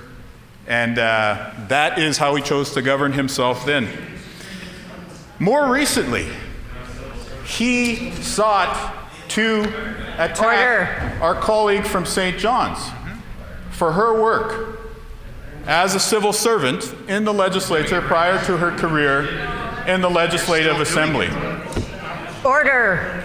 Beyond that, we know that the Premier, as was referenced to a CJOB interview in question period today, has attacked the good people who work at Manitoba Liquor and Lotteries. We could go on, but there have been numerous instances in which the member for Fort White has attacked people who are civil servants, people who are public sector workers, people who work hard to serve the people of Manitoba. And so he may not like to have pointed out to him the hypocrisy and the contradictions in his own conduct in the public sphere, but it is germane to your consideration of this issue that he has brought before the House today. Now, we know that these questions that have been asked by our colleague from St. James are not, in fact, related to any person in Manitoba other than the member for Fort White himself. If you read Hansard today, you will find the question asked by our colleague from St. James was a question as to why the First Minister would make an order, ... continue on. Why did the Premier choose to make a decision? If you review Hansard in the past, the question time in and time out is why did the Premier see fit to X? Why did the Premier decide to Y? And so on and so forth. Now we know why this series of questions have been pursued by our colleague from St. James and from other places. It's because in 2017, in a committee of this House, during the estimates process, the Premier made a statement about recusal. He made a statement about a recusal, and I will point out that this was actually the same committee hearing in which he attacked my former Chief of Staff by name, thereby undermining any moral credibility or moral authority he would have to speak on this issue. But in fact, he made a point and a statement in that committee about a recusal. Every other time that this issue has been revisited since then has been a reference to that initial point about recusals that the First Minister himself made. So the Premier may like to carry on and may like to work up his caucus colleagues into a frenzy and remind them to stay in their places and please stand and give me an ovation when I'm done. But at the end of the day, he must know that every single question that has been asked has always been a question about his judgment. Has always been a question about his failures to ensure proper processes for our most important Crown corporation. Every question that has been asked has always been about the mistakes that he has made. The Premier knows this full well. I surmise, at least, he knows full well. Now, why would he bring this forward at this time? Well, before I arrive at that, I also want to suggest that there may be a precedent for dismissing this issue out of hand within our recent experience. I think everyone in the chamber knows that I like a good matter of privilege. We've learned that this year, amongst many other things, have we not, Madam Speaker? Now, again, we know that earlier this year, we had one matter of privilege brought back in the form of a ruling. This was on the issue of my colleague from Concordia, who asserted that the member for Steinbach had violated his privileges when the member for Steinbach attacked the superintendent of the Winnipeg School Division. At that time, the time of the ruling, just so that I'm clear, you ruled that this was not a violation of the privileges of the member for Concordia. I just want to get the proper citation here, Madam Speaker. This is a reference to, well, the quote here I'll give you rather. However, it is also important to remember that it is not a violation of privilege for a member to express opinions under the protection of freedom of speech, end quote. That is a direct quotation from the ruling which you so wisely provided to us in a situation which is an apples to apples comparison. So because that was previously ruled to not be a matter of privilege, I am going to, with the utmost of humility, suggest that in this apples to apples situation, that this must also not be taken under advisement or ruled to in fact be a matter of privilege. I would suggest that the members opposite know that this is in fact a dispute over the facts, meaning that it is not even a point of order, Madam Speaker, which would pose the very interesting question as to why they would bring this forward as a matter of privilege. Why would a government seek to filibuster their own legislation, which they have devoted political time and effort to earning media towards, by blocking and raising a matter of privilege? Why would they do that in a manner which is clearly the wrong format to bring it forward in? Well, Madam Speaker, I'm going to suggest to you that the reason, the rationale, the entire gambit that the Premier is bringing forward here today is a ploy to try and silence the member for St. James. Had this been brought forward as a point of order, you no doubt, in your esteemed wisdom, would have ruled it as a dispute over the facts, and the matter would have been dismissed. We would have moved on relatively quickly.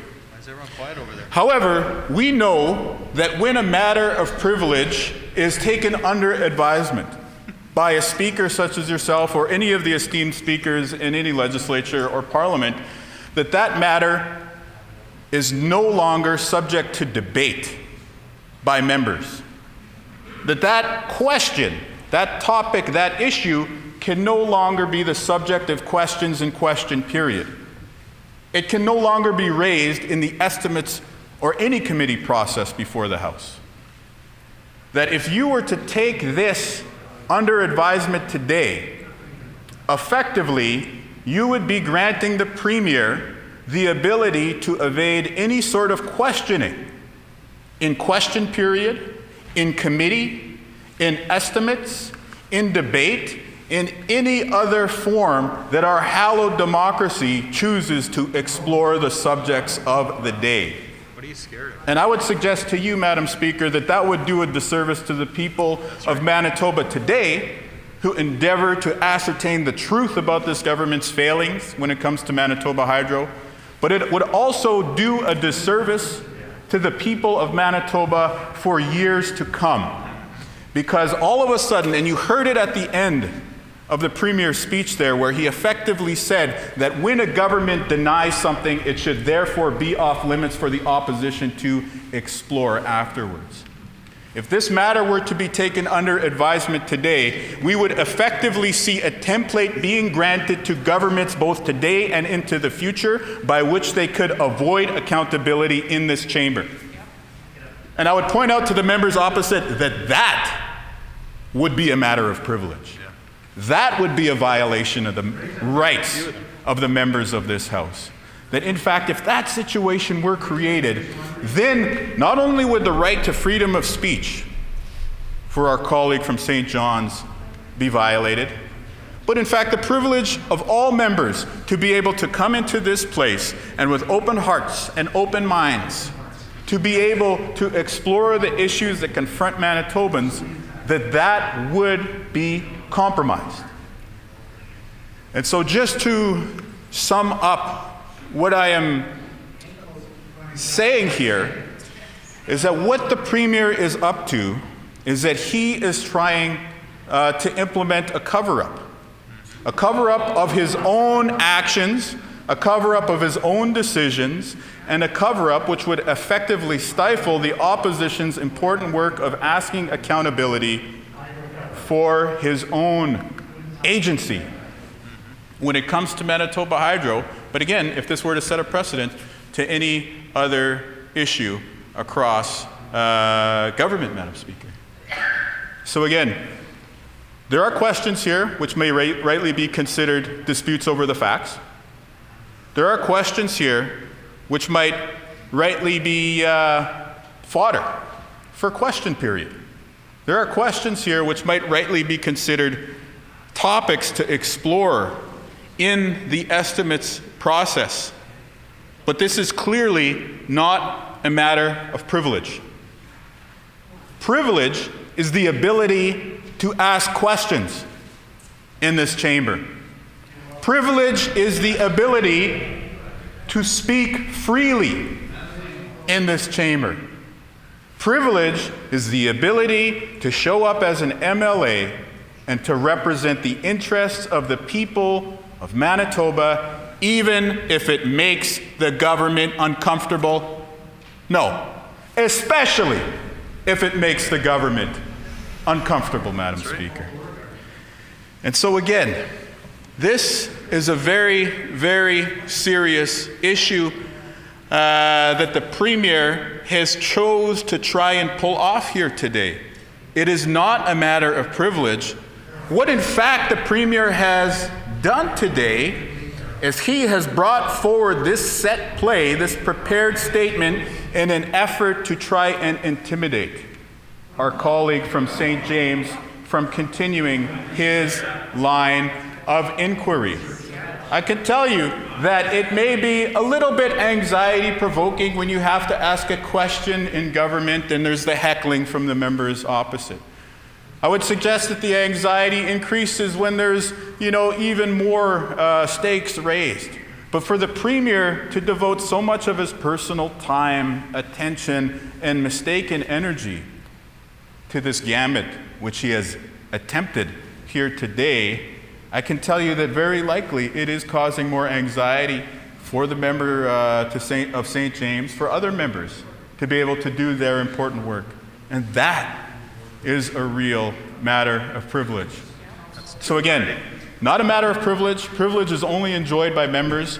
When it comes to members, those rights are most often thought of as being comparable to constitutional or to human rights, in which case the argument is eviscerated, as presented by the Premier. The Premier's own conduct contradicts his supposed concern for the matter. And finally, and perhaps most importantly, and I would leave you very humbly with this thought, Madam Speaker, that if this matter is not dismissed immediately, if this is even taken under advisement, never mind actually ruled in favor of, if this matter is taken under advisement, it will be used by this government and others as a get-out-of-jail-free card, as a way to try and silence their opposition critics, as a way to evade the most basic function of this chamber, which is the opportunity for the people of Manitoba to have voices to bring forward the concerns and hold their government to account.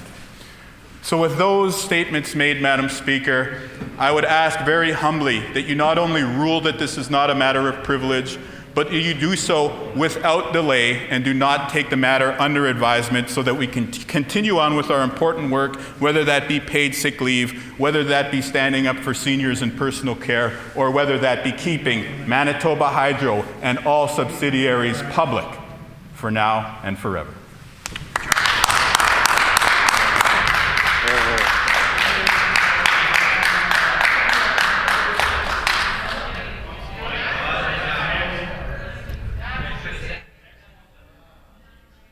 The Honourable Member for River Heights.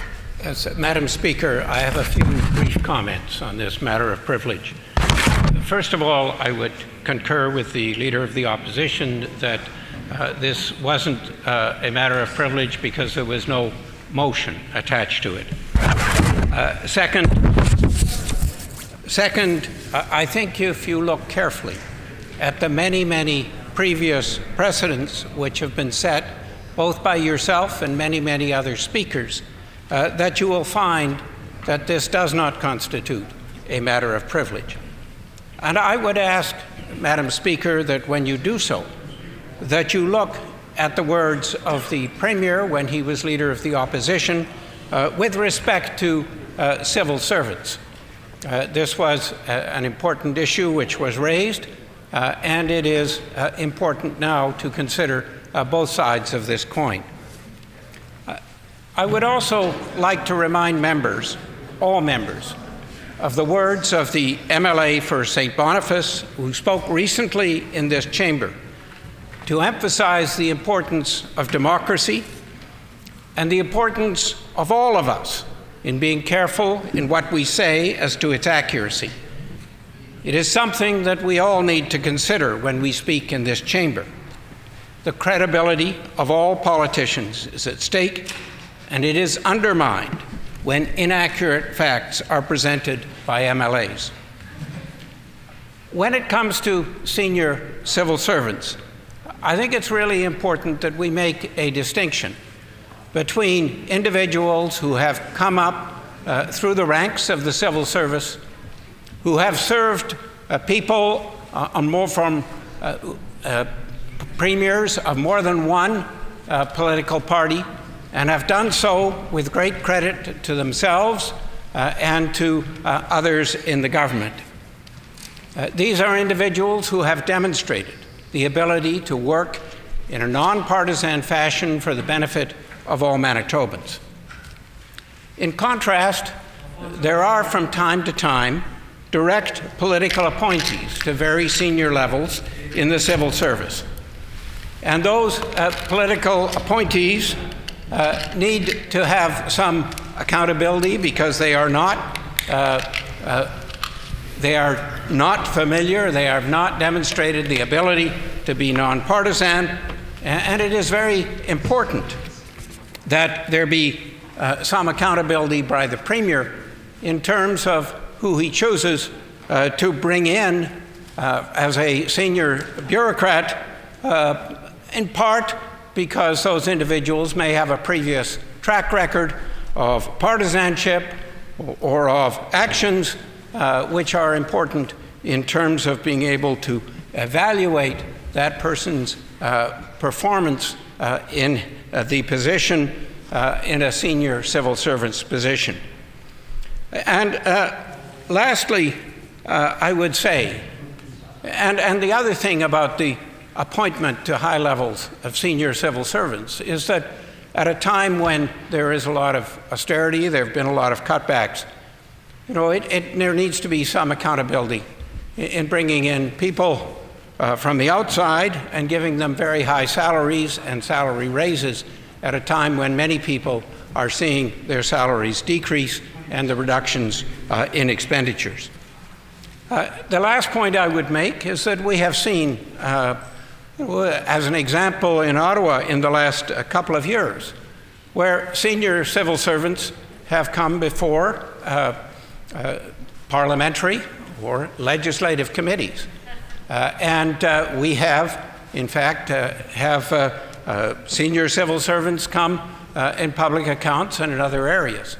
And I would suggest to the Premier that he might be able to get all-party support for the senior civil servants who he mentioned to come before a committee to defend himself if that is his concern. There is an opportunity for such civil servants to be able to publicly present at committees, to be able to defend their actions, which happens many times in this legislature. And so there is an opportunity, not always taken, but I suggest, Madam Speaker, that that would be a possibility that could be considered, and perhaps there might be all-party support for it. Thank you.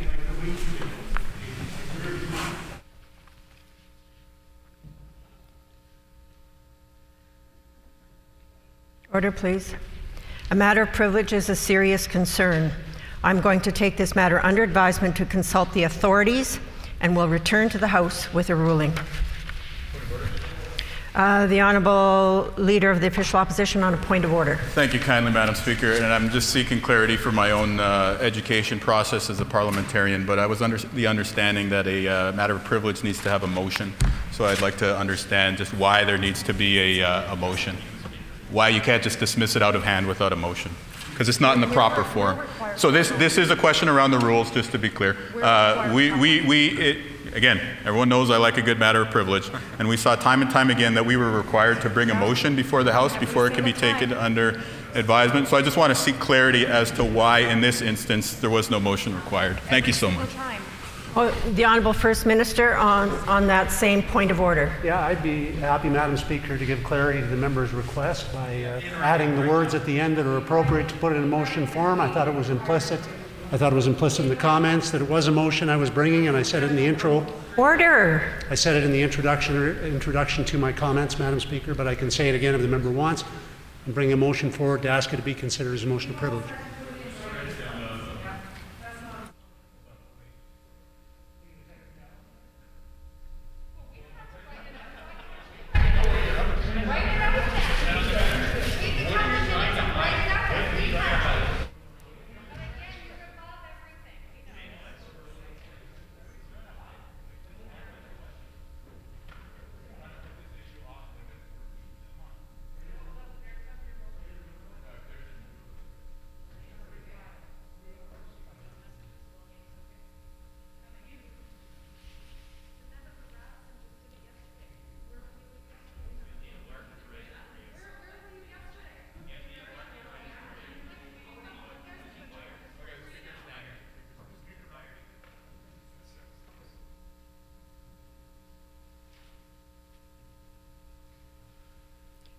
As I have indicated, I will take this under advisement. I would also indicate that whether there is a motion and a seconder as part of it, that will be part of my response that I bring back in the ruling, and that will be part of the ruling. So when I deliver my ruling, I will be addressing that component of it that the member has raised, and I would indicate that he does not have a point of order at this time. Petitions. The Honourable Member for River Heights. Madam Speaker, I wish to present the following petition to the Legislative Assembly. The background to this petition is as follows. People who suffer hearing loss due to aging, illness, employment, or accident not only lose the ability to communicate effectively with friends, relatives, or colleagues, they also can experience unemployment, social isolation, and struggles with mental health. A cochlear implant is a life-changing electronic device that allows deaf people to receive and process sounds and speech, and also can partially restore hearing in people who have severe hearing loss and who do not benefit from conventional hearing aids. A processor behind the ear captures and processes sound signals, which are transmitted to a receiver implanted into the skull that relays the information to the inner ear, cochlea. The technology has been available since 1989 through the Central Speech and Hearing Clinic, founded in Winnipeg, Manitoba. The surgical hearing implant program began implanting patients in the fall of 2011 and marked the completion of 250 cochlear implant surgeries in Manitoba in the summer of 2018. The program has implanted about 60 devices since the summer of 2018, as it's only able to implant about 40 to 50 devices per year. There are no upfront costs to Manitoba residents who proceed with cochlear implant surgery, as Manitoba Health covers the surgical procedure, internal implant, and the first external sound processor. Newfoundland and Manitoba have the highest estimated implantation cost of all provinces. Alberta has one of the best programs with Alberta Aids for Daily Living, and their cost share means the patient pays only approximately $500 out of pocket. Assisted Devices program in Ontario covers 75% of the cost, up to a maximum amount of $5,444 for a cochlear implant replacement speech processor.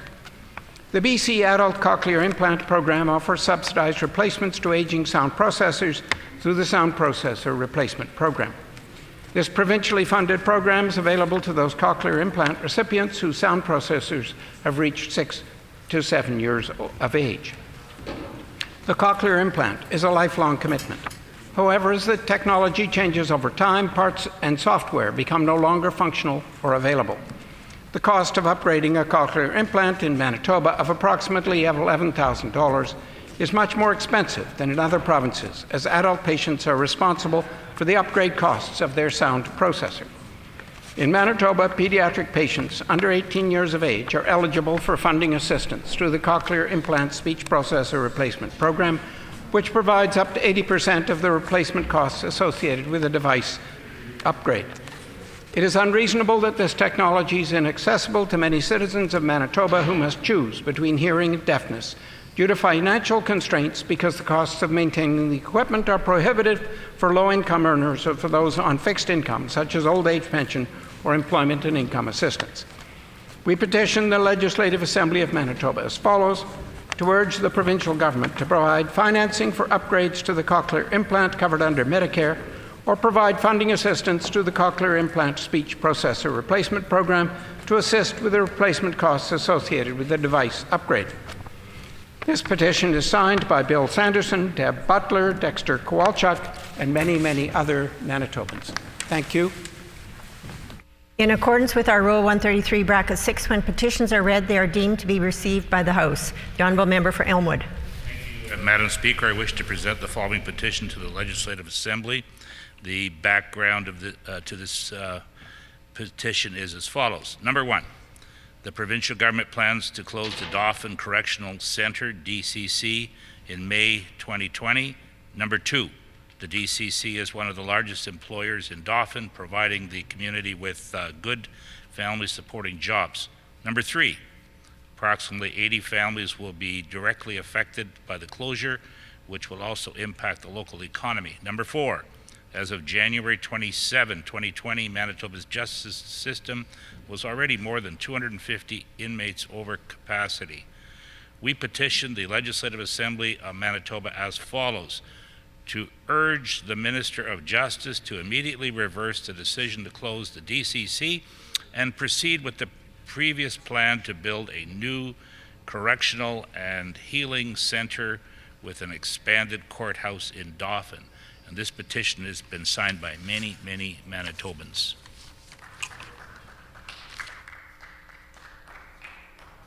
Are there any further petitions? If not, I will move on. Grievances? Orders of the day, government business, the Honourable Government House Leader.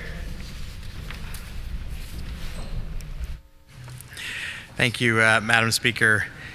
I'm going to try my luck again. I'm seeking leave of the House to consider today all remaining stages of Bill 44, the Employment Standards Code Amendment Act, including allowing the bill to be referred to the Committee of the Whole immediately following the passage of the second reading motion, and allowing the House to not see the clock today until royal assent has been granted for the bill.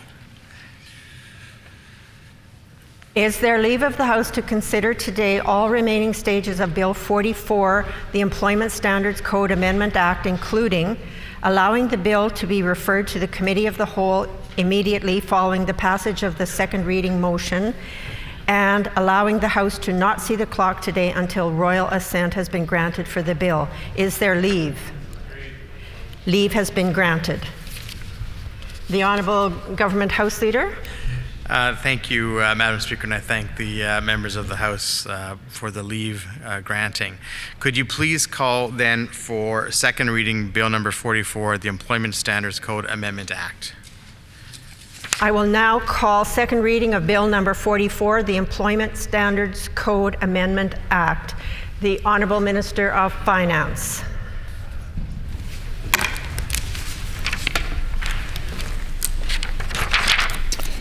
I move on behalf of the Premier, second by the Minister of Education, that Bill number 44, the Employment Standard Code Amendment Act, now be read a second time and be referred to the Committee of the Whole.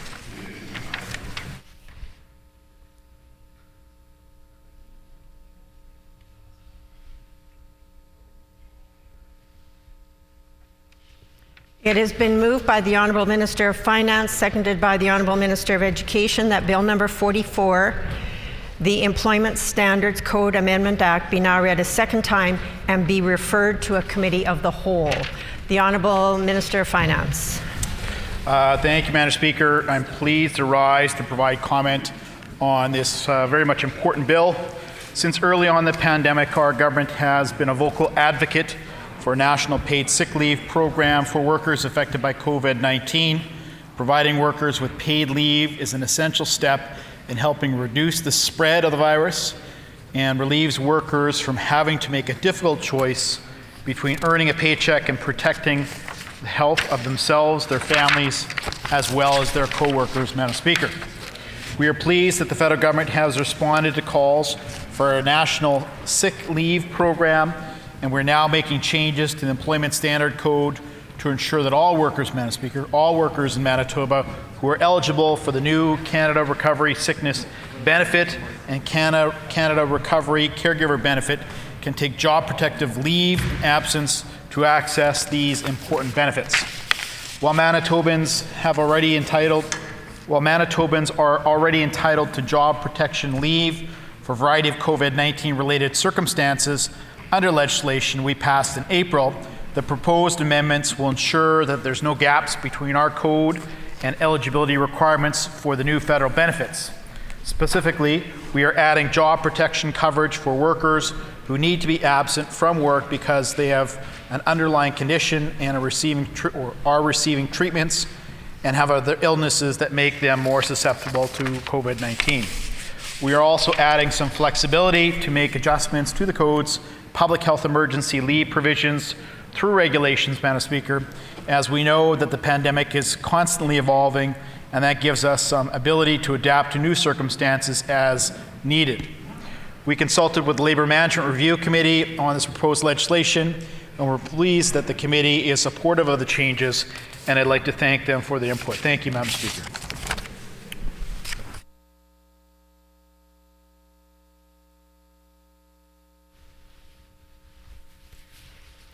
A question period of up to 15 minutes will be held. Questions may be addressed to the minister by any member in the following sequence. First question by the official opposition critic or designate. Subsequent questions asked by critics or designates from other recognized opposition parties. Subsequent questions asked by each independent member. Remaining questions asked by any opposition members. And no question or answer shall exceed 45 seconds. Madam Speaker. Oh, the honourable member for Flin Flon. Thank you, Madam Speaker. I guess the first question I would ask is, can the Premier please elaborate on the benefits of paid sick leave for all Manitobans?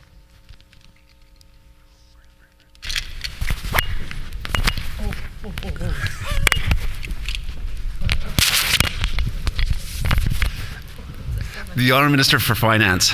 Thank you, Mr. Deputy Speaker, and our government is very proud that we are, in fact, I think the first government, in fact, we are the first government to introduce sick leave. It was our hope that it would be introduced and passed on Monday, but it is important to be a part of it. It's something that we're very proud of the fact as the Premier, a Conservative Premier, as well as an NDP Premier from BC, as well as a Liberal Prime Minister of Canada all agreed upon this to make sure there's a program that's in place. And we think that COVID-19, to the member's point, is important, and we want to make sure that the sick leave parameters are there so people don't have to make tough choices of a paycheck or protecting themselves and their families. The Honourable Member for River Heights. My question to the Minister relates to Clause 4, which deals with the requirement or the potential requirement of a physician's note with regard to getting leave. It seems to us that this is not the way to go, that doctors in this case don't want to be gatekeepers. They want to spend their time helping people. This would be add an additional inconvenience, can potentially put people at risk going to doctors' offices, and indeed because of the cost of paying the doctors to see the visits and so on, it's a waste of taxpayers' money. The Honourable Member's time is up. The Honourable Minister for Finance. Mr. Deputy Speaker, and the requirement for sick leave note is not in the part of the bill. If you want to get support from the federal benefit, as well as the leave that we're granting here, you have to attest that you have a condition or one of these items. There is appropriate measures at the federal level because it is a federal program. If you aren't telling the truth about those things, you can attest to it, and there is an ability for the federal government, specifically on the benefit, to get the money back if people attest to something and it proven that they're not being truthful with their conditions. The Honourable Member for Flin Flon. Thank you, Mr. Deputy Speaker.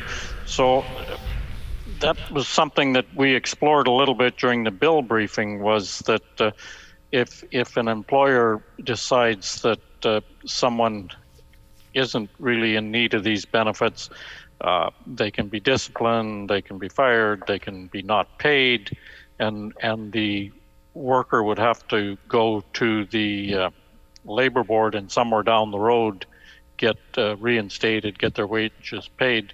Can the minister explain to us why he wouldn't want to include something about the presumption of truth when a worker, particularly during these COVID times, says that they need to take this leave rather than potentially... The Honourable Member's time is up. The Honourable Minister for Finance. Well, I do say, to the point, I didn't hear the full question by the member because he was cut off, but in terms of the legislation, it is important to attest these types of things. Again, if they're applying for the federal benefit, not a provincial benefit or a part of this, there can be some complaints made out to employment standards, that's a part of it. But what we want to make sure is that people don't have to go necessarily get a note from the doctors. We know during COVID, because of the contagious nature of it, we want to make sure that people are staying home. And so they do have to attest at the federal level in terms of the benefit as being part of it. They can be reported, I guess, if you will, to the employment standards if inaccuracies are given within the attestment that they provide. The Honourable Member for River Heights. Yeah, I have in front of me for the minister a note or the federal statute, and in fact it gives the Governor General and Council the power to make regulations respecting certificates issued by healthcare practitioners to make sure that they don't apply and that they are alternative requirement conditions. Surely the contact tracing and the identification of who's positive should provide the information without having to go to the doctor. The Honourable Minister for Finance.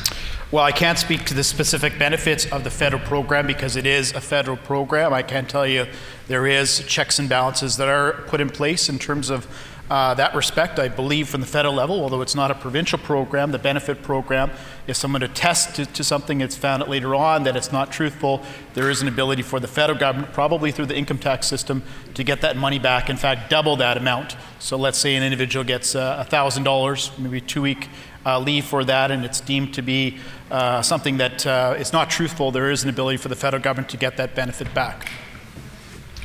The Honourable Member for Flin Flon. Thank you, Mr. Deputy Speaker. So, well, we're in favor of this bill because we believe that workers should be entitled to paid sick leave, not just during COVID times, but all the time. This really should have been brought forward long ago. Can the Premier explain why it's taken so long for his government to introduce this bill? Why wasn't it done sooner? The Honourable Minister for Finance.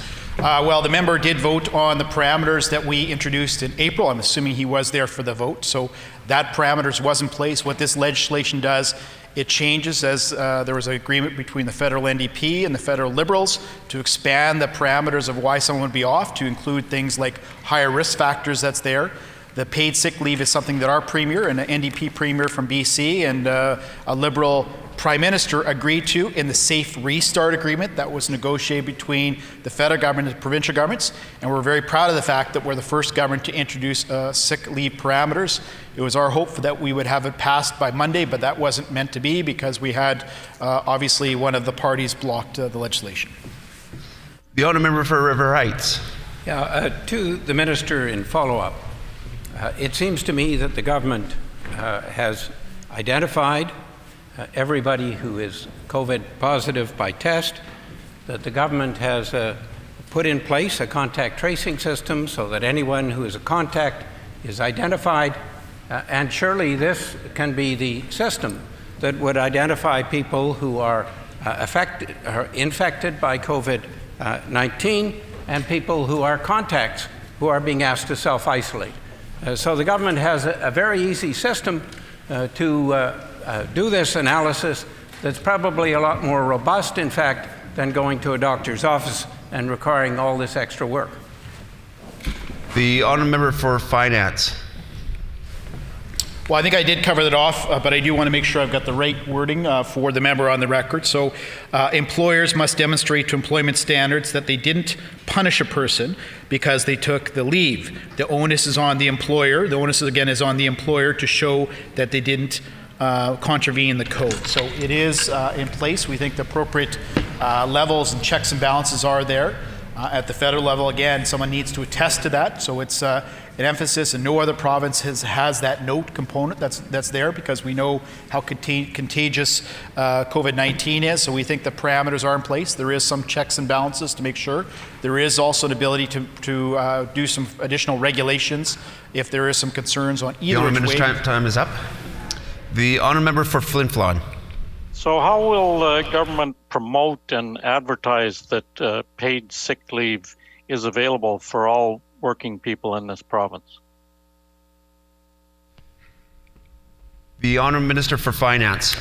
Well, I think obviously through the media covers a lot of our background, through our normal ways, through communications, through things like newsletters, through things like the employers, through labor management. We reviewed this legislation through the labor management agreement, so there's people that are part of the management sector, so we'll encourage them obviously to get that information out to them, as well as to some of the labor groups that's also part of labor management, as well as the government communications. We want to make sure that people do not have to make the choice between being sick and a paycheck.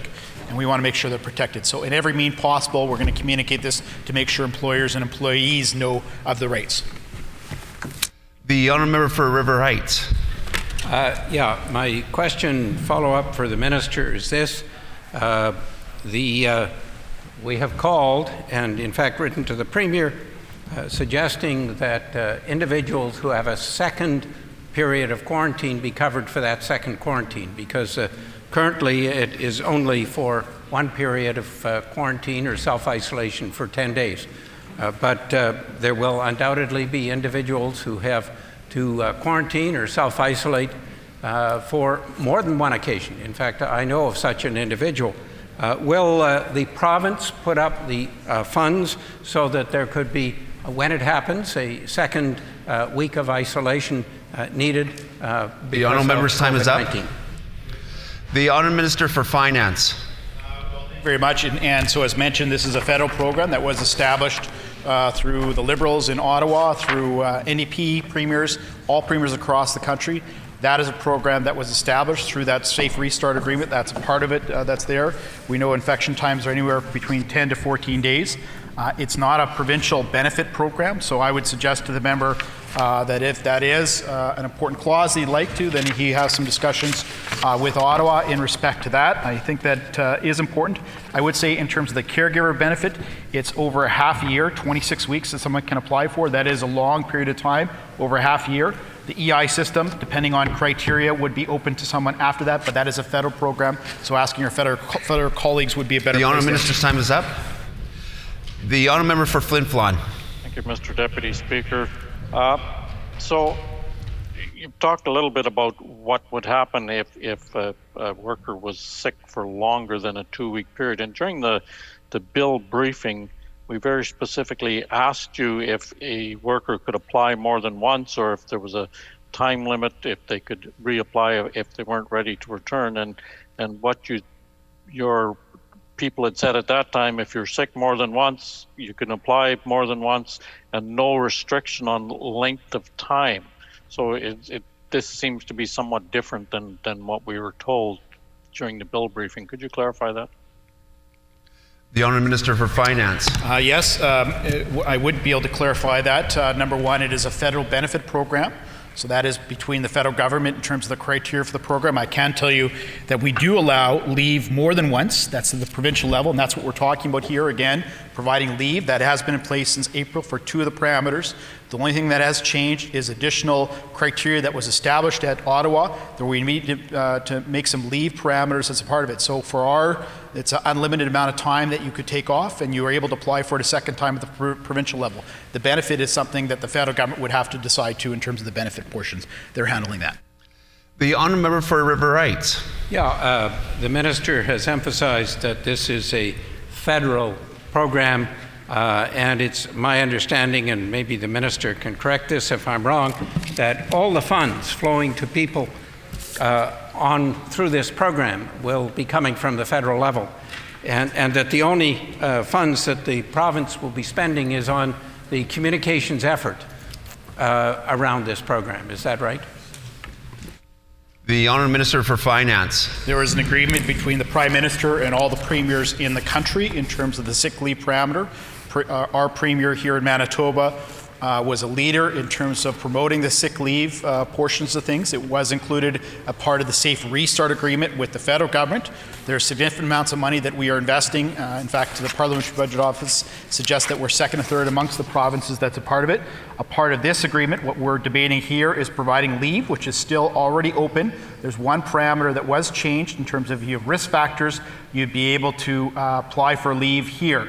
The programming, the benefit portion was established with the federal government. They have the commitment that's there. I can tell you, but this is something to talk to the federal officials with it. It's very similar to the honourable minister's time is up. Like CERB. The honourable member for Flin Flon. So, can the minister explain to us, will this government support permanent paid sick leave after COVID-19 pandemic ends? The honourable Minister for Finance. Well, the legislation that we had passed, that I think got unanimous support from members from all different sides of the aisle here, supported people when if they need to isolate, if they need some time off, they're providing care for a child or kind of a loved one, I guess, if you will. So that is what the legislation is. The legislation before us here expands that leave provision And again, we're the first to offer this sick leave provision from across Canada. That's a part of it. We think it's important to support people when they have diseases like COVID-19. The honourable member for River Heights. As the minister has pointed out, this is a federal benefit program. The dollars that come to people are directly from the federal government, and that this program is operable right now before this legislation is passed even, but the importance of this legislation is in part that it makes sure that it protects the individuals from the possibility of being fired when they are taking such a leave. Is that correct? The honourable minister for Finance. Yes, we're the first provincial government to pass this legislation that goes upon above and beyond the legislation we passed that had unanimous support from the House here in terms of providing sick leave for individuals. Again, if they're caring for an individual, if they're isolating, these things, and we added some parameters. We're very proud of the fact that we're able to work with the federal Liberals and other premiers from across political spectrums across the country to support this. We want to make sure that Manitobans are protected. Time for the question period has expired. The floor is open for debate. Any speakers? The honourable member for Flin Flon. Thank you, Mr. Deputy Speaker. And I do want to put a few words on the record here about this bill. It's been awfully late in coming to the debate table, and certainly we support the paid sick leave provisions for workers in this province. I guess we're somewhat concerned. We didn't hear the minister say that when COVID-19 has run its course, that they would fully support paid sick leave for workers going forward. So that's something that we will pursue going forward. The things that are important here are to make sure that working people are fully aware and understand that they can take the time they need, which is why we asked during the briefing if the time had a limit, or if a worker could take more than one leave, if they thought they were sick and took leave, and then lo and behold something happened and they go back to work, but then a month later they're sick again. So we want to make sure that this is not just limited to one instance, particularly during these times where we're really wanting people to stay home anytime they're feeling under the weather, not sure if they have COVID, not sure if they have the normal flu, a cold, or what it is. So we want to make sure that those provisions are actually there and that they're fully understood, that anytime a worker is not feeling well, that they have symptoms, that they're entitled to take this leave. The troubling thing for me with the bill is that there's still a certain pressure put on working people anytime it's left up to the employer to decide whether whatever it is they're doing is, in the employer's opinion, justified. And if the employer decides that, no, you come to work, what choice then does the worker have? They come to work knowing full well that they've been exposed to somebody, knowing full well that they're not feeling well, or they stay home, which is the right thing to do and which is really what we're trying to encourage people to do.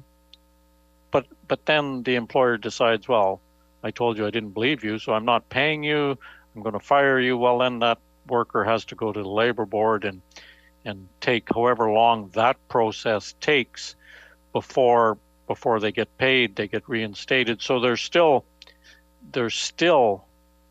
quite a bit of intimidation, real, imagined, some employers, not all certainly, that's going to discourage working people from staying home potentially when they're sick. And it's kind of a shame that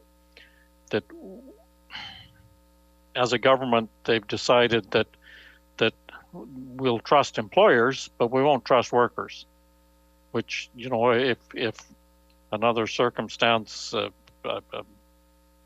amendments to the bill. We don't want to spend a lot of time talking about this. We want to get it implemented. Bills can always be made better. So, I mean, somewhere down the road, maybe we'll propose something that covers this off, and hopefully the government sees the importance of that. The other thing we talked a little bit about during the question period is how's the government going to make sure that working people know about this bill, and some of the things that they proposed are presently the best way that workers have of finding out what's going on, and that's from their unions. Certainly, we believe that the government should be advertising this once it's passed far and wide in local papers, local radio stations, wherever workers are likely to hear it. I know that other bills that this government has introduced, they've done away with advertising in local media. And certainly this is one where it is so important, particularly now during COVID, that everybody is aware that these provisions are in place and everyone is aware of how they can access these leave provisions and really understand what the process is. So I would strongly encourage the government to make sure that this benefit program is fully understood by everyone. Of course, the other thing I would like to see is that the provincial government step up and put some money where the Premier's mouth is. He likes to say that, well, he's the first one to agree to this and he was a champion of paid leave. Well, he was a champion of paid leave as long as it didn't cost the province any money, which is true with most of his benefit programs that he's put forward. He's a great believer in them as long as it doesn't cost any money. So we really want to see these provisions expanded post-COVID so that workers know, even with the seasonal flu, the right thing to do would be to stay home if they're sick. But if you're not going to get paid, workers aren't going to do that, because so many workers living on the miserly minimum wage that this province has imposed on working people simply can't afford to stay home. They don't have that luxury. You know, even back when I was working for a mining company in a previous life, people that were on staff got paid sick leave. So they had the ability to stay home if they weren't feeling well. People that were unionized did not have that same provision in their collective agreement. We had a sick benefit program that allowed you to collect not enough money to live on after you'd missed a certain number of days. So working people, again, were forced to come to work when they weren't feeling well, when they knew that the right thing to do was stay home. So we really need to make sure that the provisions in this bill are fully understood. We really need to make sure that the government makes sure that workers are protected and that they will remain protected from bad employers. And make no mistake, Mr. Deputy Speaker, I don't want to cast aspersions on all employers. There are some very good employers out there, but we all know there's also some employers that aren't that good. We also know that with COVID right now, there's employers that really are hurting themselves and really can't afford to be short workers because they're already short-staffed. I mean, take a look at the healthcare, for heaven's sakes. They're running short-staffed at the best of times, and with workers potentially being exposed to COVID or their family members, it's going to make it even tighter. So there needs to be some help for some of those employers to make sure that they can weather the storm, if you will, as well. This bill allows the federal government to pay people to be sick.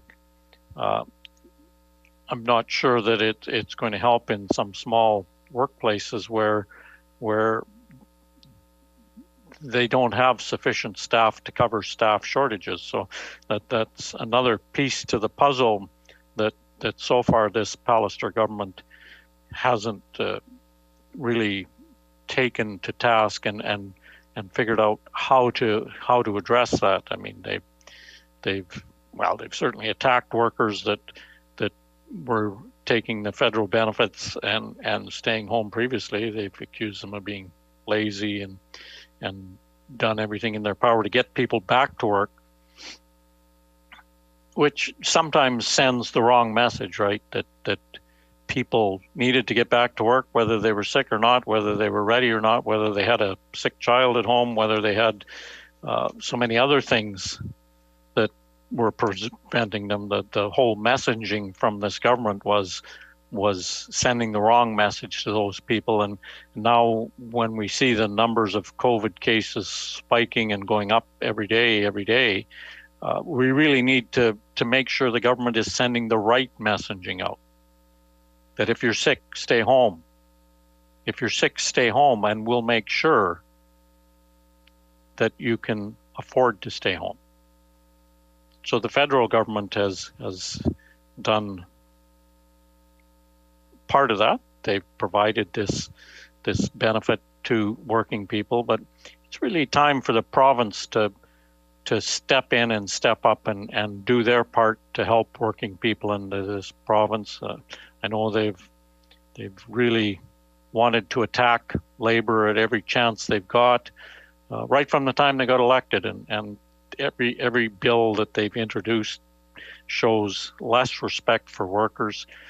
So really, this would have been the ideal opportunity for the Pallister government to step up and say, you know what? We appreciate, particularly all you frontline workers, that you've come to work, you've exposed yourselves, you've allowed yourselves to be exposed to COVID, you've allowed your families to potentially be exposed. So we want to make sure that we look after you. And there's a couple of ways they can do that, right? One would be to immediately step in and change the minimum wage into a living wage so that working people can afford to live. They really could make sure that wage was sufficient, that working people didn't have to work 2 and 3 part-time jobs to try and make ends meet. So they could do that. I suspect they're not going to, which is really a shame, because even for a short-term thing, there's things that the government could have done to show their respect for working people in this province, which would be to put some of their own money on the table and say, you know what, we appreciate people working in this province, and we appreciate that there's circumstances where you'll need to stay home, and yeah, the federal government has given you some benefit. Now we want to make sure that benefit is sufficient, and we want to make sure you're properly protected. So, I mean, this I guess is better than nothing. So we need to really encourage this Pallister government to take off their ideological blinders and really come to respect working people and offer them benefits to help them stay healthy, to help their families stay healthy. We need to encourage this provincial government to step in and help small businesses. I know now that the restrictions are back in place on some of the northern communities, some of those small businesses are going to be in a world of trouble, as are people that work for them. So I strongly encourage the government to actually get involved financially and offer benefits to those employers and those workers that are real and meaningful and will allow businesses to survive, but also allow workers to survive and keep their families safe. So, you know, there's a lot of things that the government has done and done wrong. This is a small step in doing something right. And I guess I don't really understand what the Liberal Party's thinking process was. Don't claim to understand what their thinking process is on a good day, but why they would deny leave on this bill in the first place, to deny leave for us to have a debate about it and make suggestions for changes and things like that. So now they've said, okay, we, I guess, realize the error of our ways, so we can go ahead and agree to the leave provisions to get this bill passed as quickly as possible. It's kind of a shame we could have done that a couple of days ago, but that is what it is. So I just want to really get back to some of the things that we think are important, and that's really to encourage employers. If it's not in the act, maybe there's something in the regulation that can be done to encourage employers to treat their employees with respect and have the presumption of truth when it comes to a worker saying, I'm sick, I need to take time off, I have a family member that's sick, rather than making them go through the arduous procedure of going to the labor board and maybe someday getting paid. Really, the whole point again is to make sure that workers know that their jobs are protected, that their families are protected, that they know they don't have to go to work when in some cases they may full well know they shouldn't be going. But do I put food on the table today, or do I stay home and don't put food on the table? Working people shouldn't have to make those kind of decisions. Well, nobody should have to. It's kind of a shame that there are so many people so destitute that they make those kind of decisions every day of the week. So, one of the things that comes into this that we haven't really talked about at all is that, people up north that may need to come to Winnipeg for medical treatment. Will this benefit cover a family member or a friend acting as an escort, seeing as this government refuses to provide really equality, equity, access for so many in northern Manitoba to come to Winnipeg or wherever to get the health care they're entitled to. So I hope that the provisions of this piece of legislation would help those people, seeing as this provincial government has done absolutely nothing to make healthcare accessible, to assist people in getting to the healthcare they need. In fact, they're very punitively suggested that there needs to be some further changes to the Northern Patient Transportation thing that will make it more difficult for people in the North.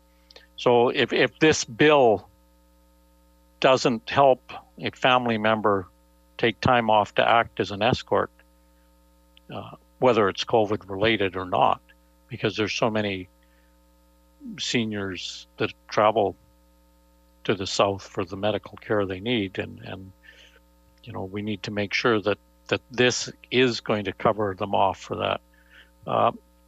Some of the issues that, of course, will come up going forward will be some of the provisions around the regulations that the government will put into place. And of course, as we all know, the regulations don't come to this chamber to be discussed. The government just passes the regulations themselves. So they could have the opportunity to put the presumption of truth in those regulations.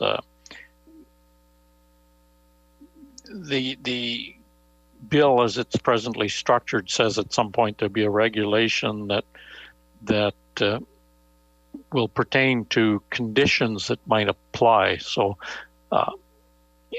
as they move forward, as the government moves forward and workers are trying to access this benefit, we really need to be cautious that the regulations don't become the stumbling block that prevents working people from accessing these benefits. The devil is in the details, as they say, and in this case, the details aren't necessarily in the act; they'll be in the regulation and the policies that come out of the regulation. So, we really want to caution the minister and the premier and his government to make sure that the regulations aren't contrary to the spirit of what's been attempted here, which is to make sure that workers know that they have that benefit. If the regulations on conditions are developed in the future are so restrictive that it negates the whole purpose of the bill, then it becomes really like a lot of other things that this government has talked about, where they've thrown out big numbers for COVID relief programs that have been horribly undersubscribed to because the qualifications are such that so many businesses, so many working people, so many things that supposedly these benefits were supposed to apply to don't. So we really want to caution the government to make these regulations livable when they develop them. One of the things that is suggested in the regulation is that at some point in time they'll bring back the provision of requiring a sick note. The provision for telling a worker that I don't believe you, you should go sit in a clinic, take up valuable time from a doctor when you may have a touch of stomach flu. Maybe it's something you ate. Maybe it's something that's going to be over in 24 hours. And really, so many jurisdictions have done away with the requirement for sick notes altogether. And as it relates to the North, we have a shortage of doctors on a good day. If at some point in time the government brings in a regulation that says you need a sick note every time you're going to access one of these benefits, then really it's just another roadblock that will discourage workers from staying home when they're sick. Because if you're sick and throwing up, the last place you want to be is sitting somewhere in public in a doctor's office. So I hope the government takes these comments to heart and makes sure that regulations are in fact reasonable at the end of the day. I think, Madam Speaker, I could probably conclude my remarks at this point in time. I just really want to make sure that the government does everything in their power to make working people aware that this benefit now exists. I want to make sure that this government does everything in their power to treat working people with the dignity and respect that they so much deserve and that they haven't seen from this government so far. They have the opportunity with this legislation to crack that door open to the door to respect and dignity for working people, to reverse a lot of the harmful things that they've already done and a lot of the harmful things that they've proposed in other pieces of legislation. I guess, Madam Speaker, my computer is telling me that my battery is running low, so I'll conclude my remarks at that point in time. Thank you.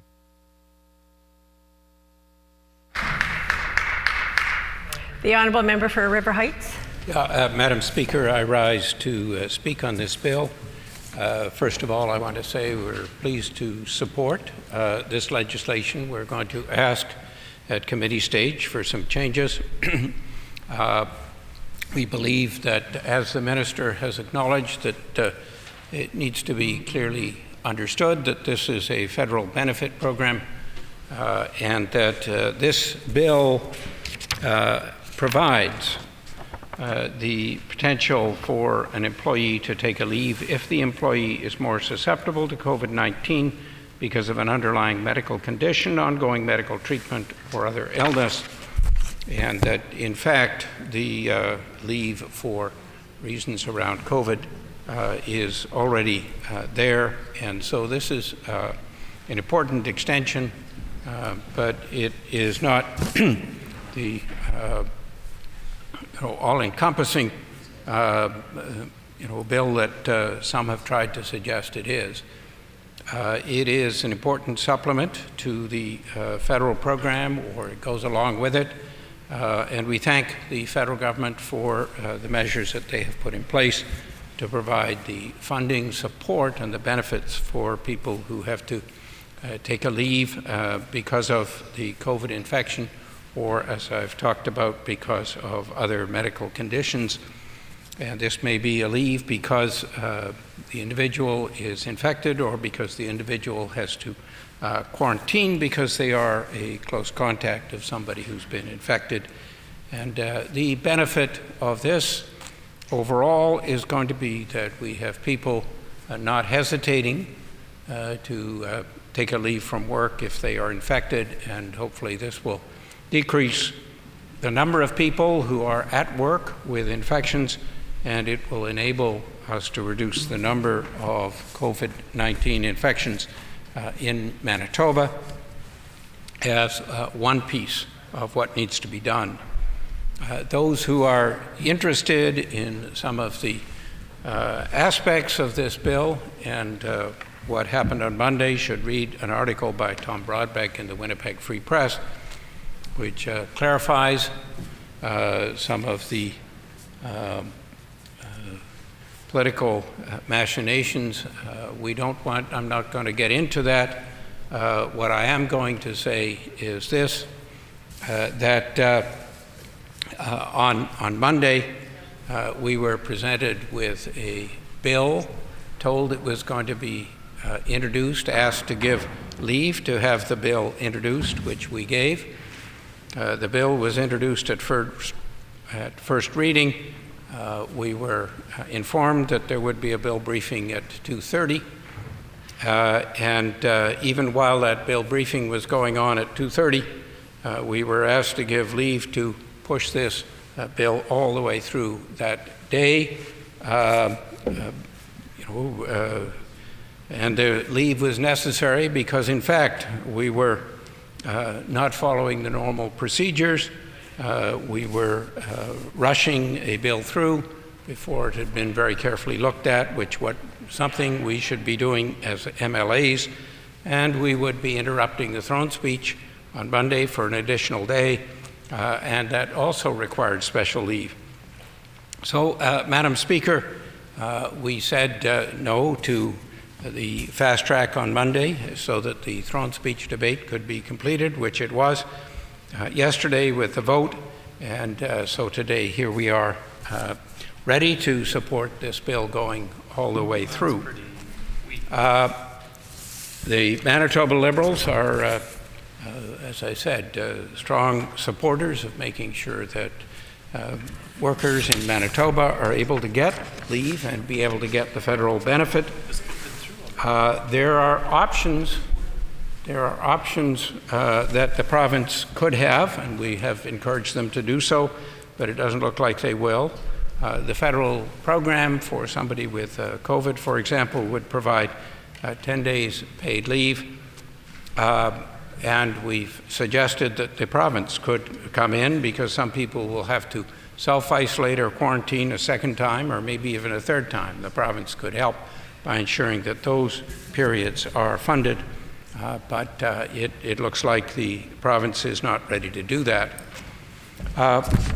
We also believe that this provision that employers may require employees to verify leave by providing a certificate of a health professional, that's not the best way of going about this in this circumstance when we're talking about the COVID infection and the COVID pandemic.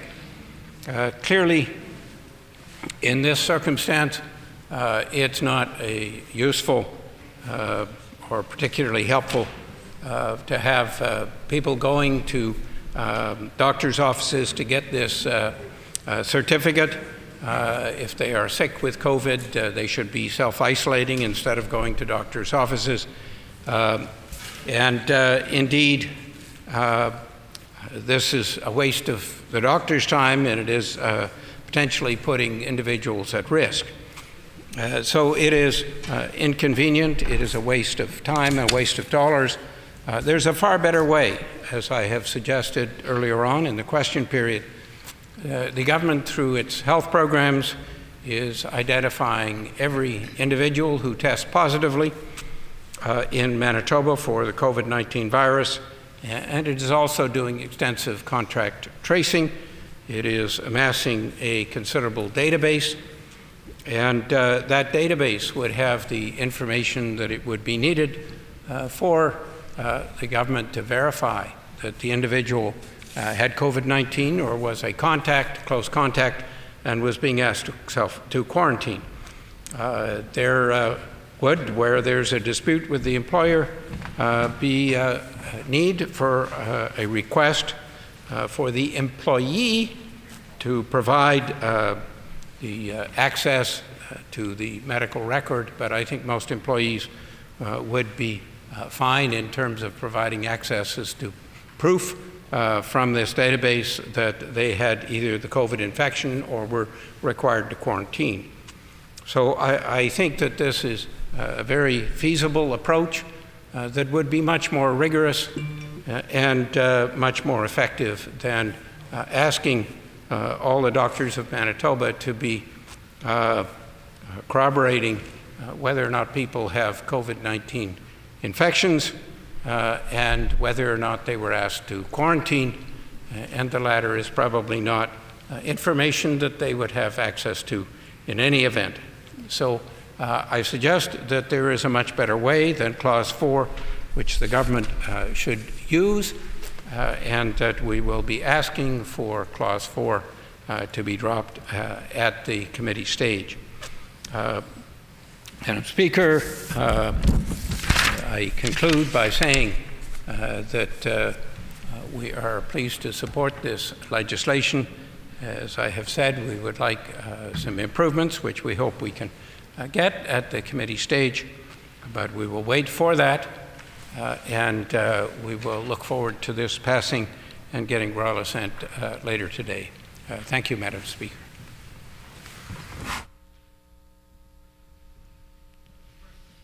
The honourable member for St. Boniface. Thank you, Madam Speaker. I would like to echo many of the comments of my colleague from River Heights, and just some clarity on what this bill is. First of all, we do need to be clear that this bill does not provide paid leave. That one of the I think it is a disservice, unfortunately, for people to suggest that they cannot access paid leave until this bill is passed. It's certainly unfortunate if anybody felt that, who needed to have apply for paid leave didn't, because they were being told that it was not available when it is available. The Canada Recovery Sickness Benefit is available right now. It's been available for a number of weeks from the federal government. It allows for 10 days of leave. We are concerned that is not enough. While, of course, the very nature of COVID and sick leave is that some people will never have to use it. Some people will use it once, but the likelihood is it's almost certain that a number of people, though it might be small or certainly not as large as people who use it once, may have to rely on a longer period of paid sick leave, either because they'll have children or family members, or may be exposed more than once and have to self-isolate, or that there may be challenges around recovery as well. So again, this is not a paid sick leave bill. This is a bill that makes a few changes to a bill we did back in April, people are able to access the Canada Recovery Sickness Benefit right now. They have been all along.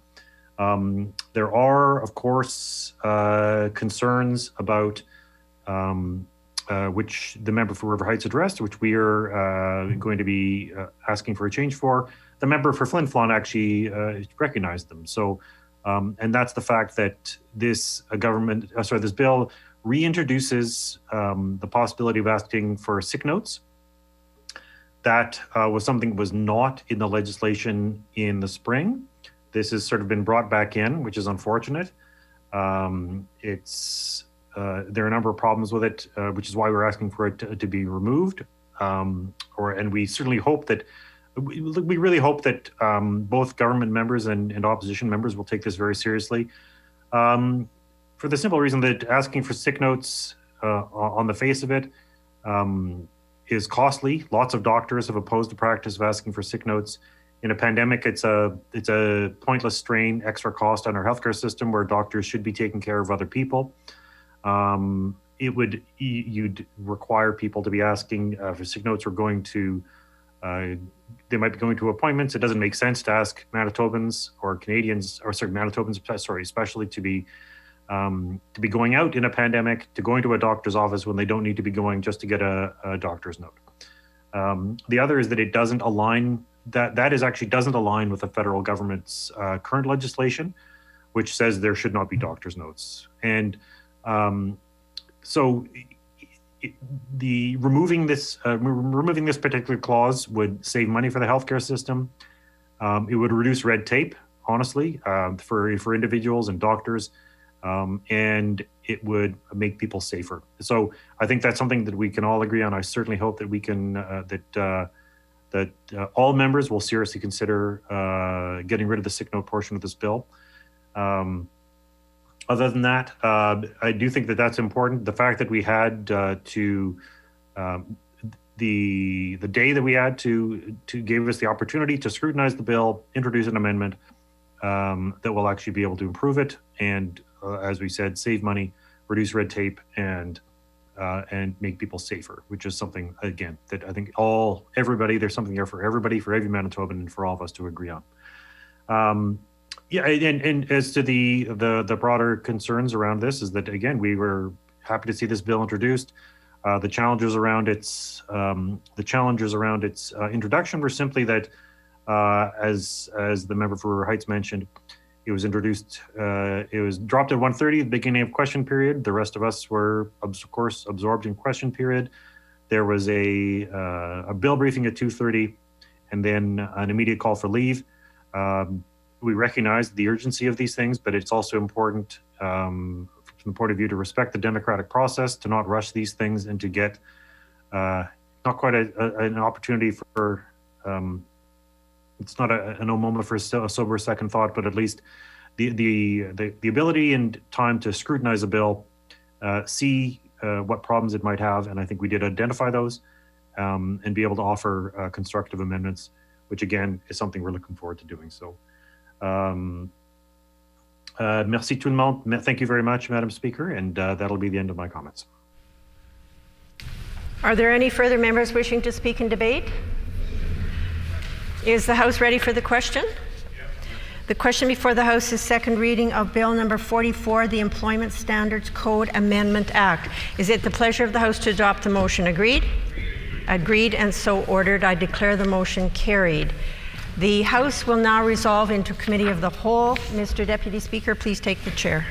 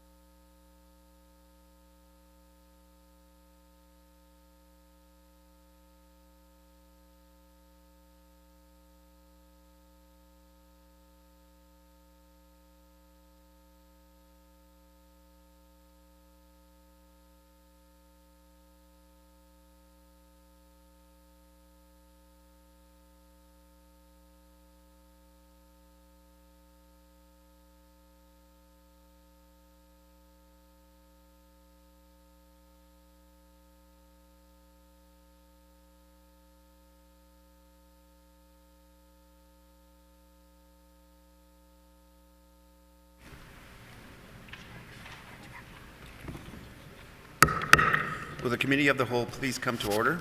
As previously agreed by the House, this committee will consider Bill 44, the Employment Standards Code Amendment Act. Does the Minister responsible for Bill 44 have an opening statement? No? We thank the Minister. Does the critic for the official opposition have an opening statement? Okay, guess not. Does the honourable member have... Okay, next one then.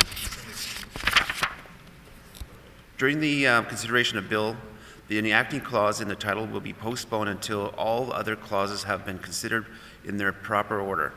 Also, if there is any agreement from the committee, the chair will call clause in blocks that are conformed to the pages, which is understanding that we stop at any particular clause or clauses where members have comments, questions, or amendments to propose. Is that agreed? Agreed and so ordered. Shall clauses 1 through 3 pass? Clauses 1 through 3 are accordingly passed. Shall clause 4 pass? No. I hear no. The honourable member for River Heights. Yes. We have concerns about this clause. I'd like to get the Minister on the record.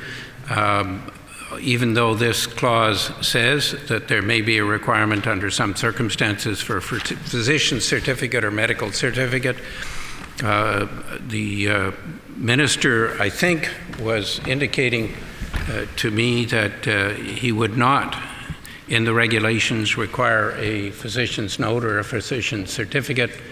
And perhaps the Minister can provide some clarification. The Honourable Minister. I think I was fairly clear during my Q&A that we won't be providing, you won't have to provide a note. No other province in Canada does. You have to attest to the federal benefit portions of things, but we will not be asking for a note because we know that you should be self-isolating or what have you. So there will not be a note being required for any aspect of it.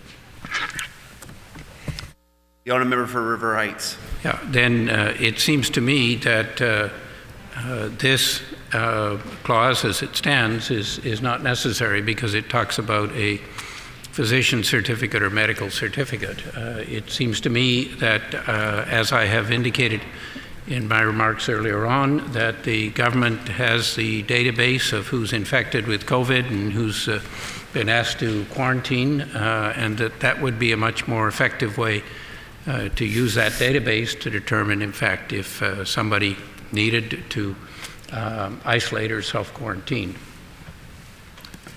The Honourable Minister. I stand by my previous comments. I'm not sure what more I need to say about it. We're not going to be providing a note for this. We, the parameters are in itself. I guess my concern is maybe that this is another stalling tactic of the Liberals.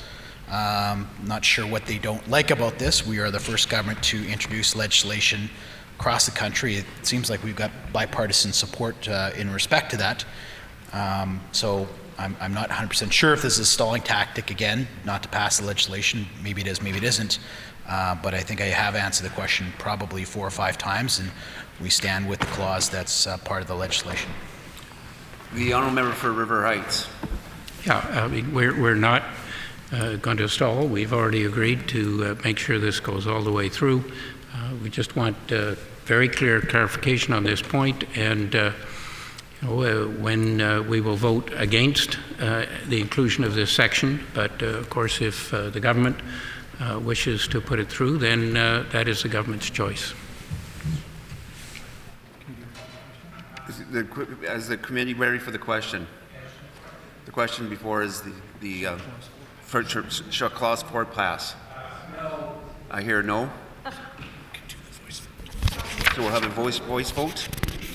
All those in favor of the motion, please, of the clause, please say yay.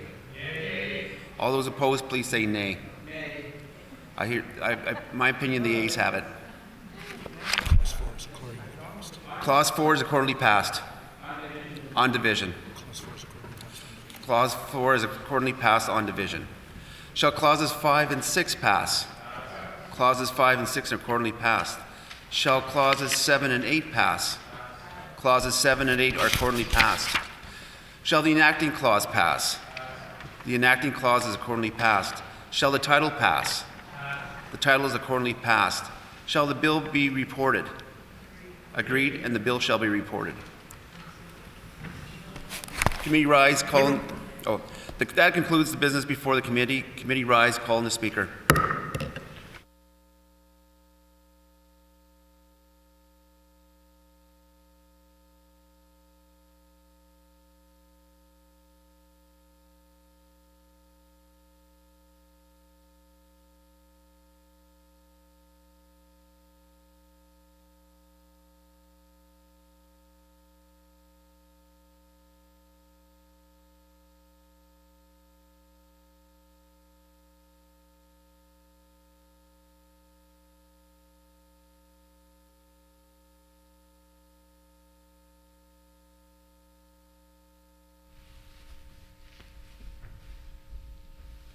The Honourable Member for Turtle Mountain.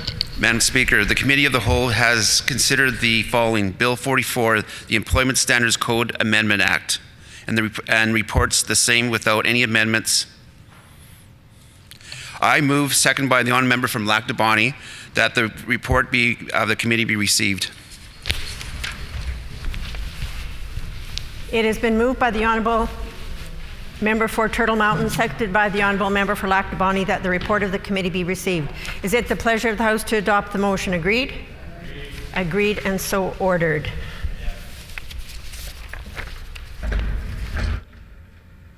We will now move to concurrence and third reading of Bill number 44, the Employment Standards Code Amendment Act. The Honourable Minister of Finance. Thank you, Madam Speaker. On behalf of the Premier and seconded by the Minister of Education, that Bill number 44, the Employment Standard Code Amendment Act, reported from the Committee of the Whole, be concurred in and now be read for a third time and passed.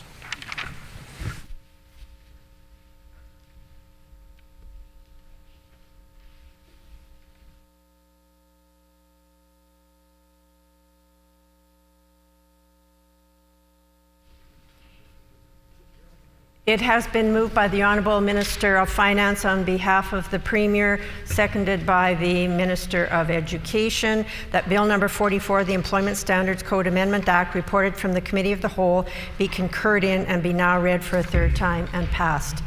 The Honourable Minister of Finance. Hang on a second.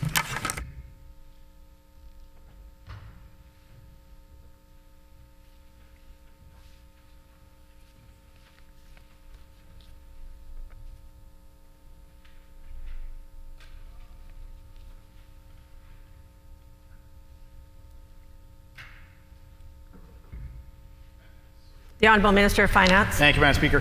I am pleased to once again rise to third reading of the particular bill, sick leave bill. It's very important. I'm very happy to see the important pieces of legislation move quickly through the approval process by taking swift action to ensure that Manitoban workers affected by or at the heightened risk of COVID-19 are able to take time away from their jobs and that they can access the recently established paid benefit program. We are adding another tool to help us fight the pandemic and keep Manitobans safe. I'd like to thank the members of the House for their support by passing this legislation. Thank you, Madam Speaker. The Honourable Member for River Heights. Madam Speaker, very briefly, we support this legislation. We have thought that it could be improved, but I am at least glad that we have clarification from the Minister that he will not be putting in regulations the requirement for a physician's note or certificate, and so I thank the Minister for that. We look forward to this legislation being passed and through royal assent later today. Thank you, Madam Speaker. Are there any further members wishing to debate the bill? If not, is the House ready for the question? The question before the House is concurrence and third reading of Bill number 44, the Employment Standards Code Amendment Act. Is it the pleasure of the House to adopt the motion? Agreed? Agreed. Agreed, and so ordered. I declare the motion carried. The House will now prepare for royal assent.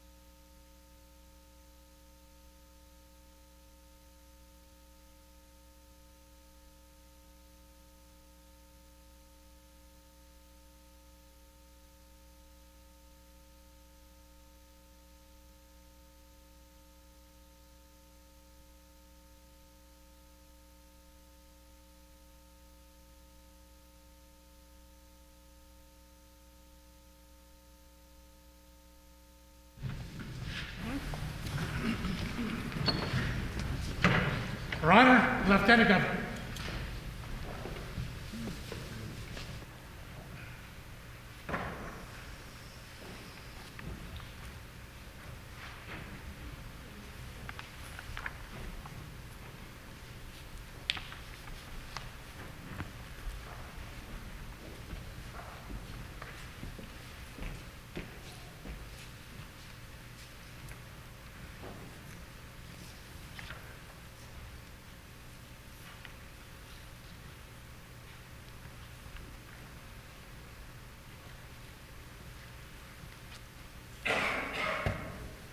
Your Honor, at this sitting, the Legislative Assembly has passed a certain bill that I ask Your Honor to give assent to. Number 44, the Employment Standards Code Amendment Act, loi retient le code des normes d'emploi. In Her Majesty's name, Her Honor assents to this bill.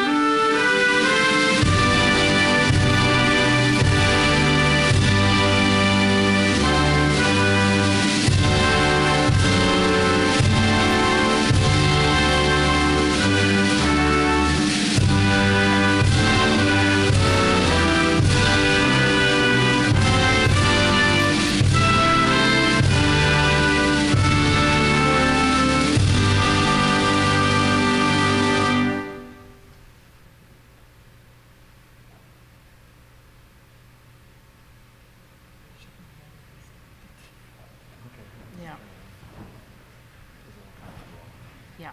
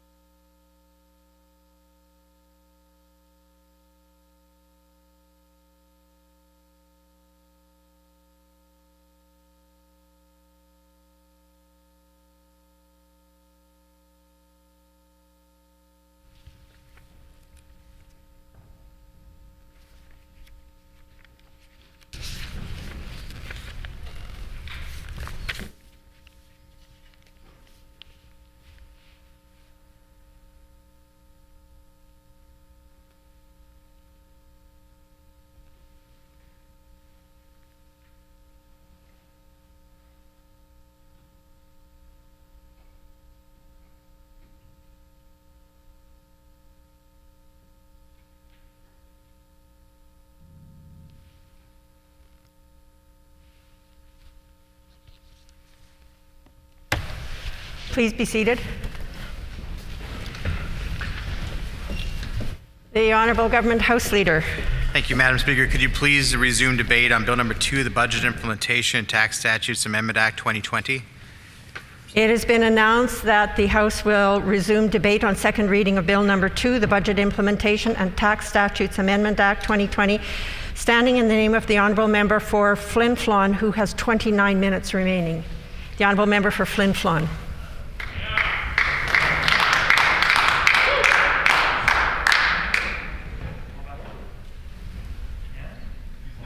The Honourable Member for Flin Flon, can you unmute your mic? I can, actually. So I was in the process of talking a lot about this bill, but I think I'll cede the floor to someone else at this point in time.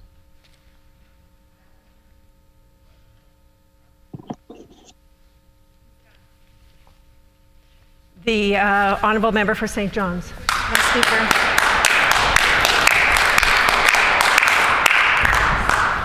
In the very few minutes that we have left in the chamber for today, I'd like to put a couple of words on the record in respect of BITSA, or Bill 2.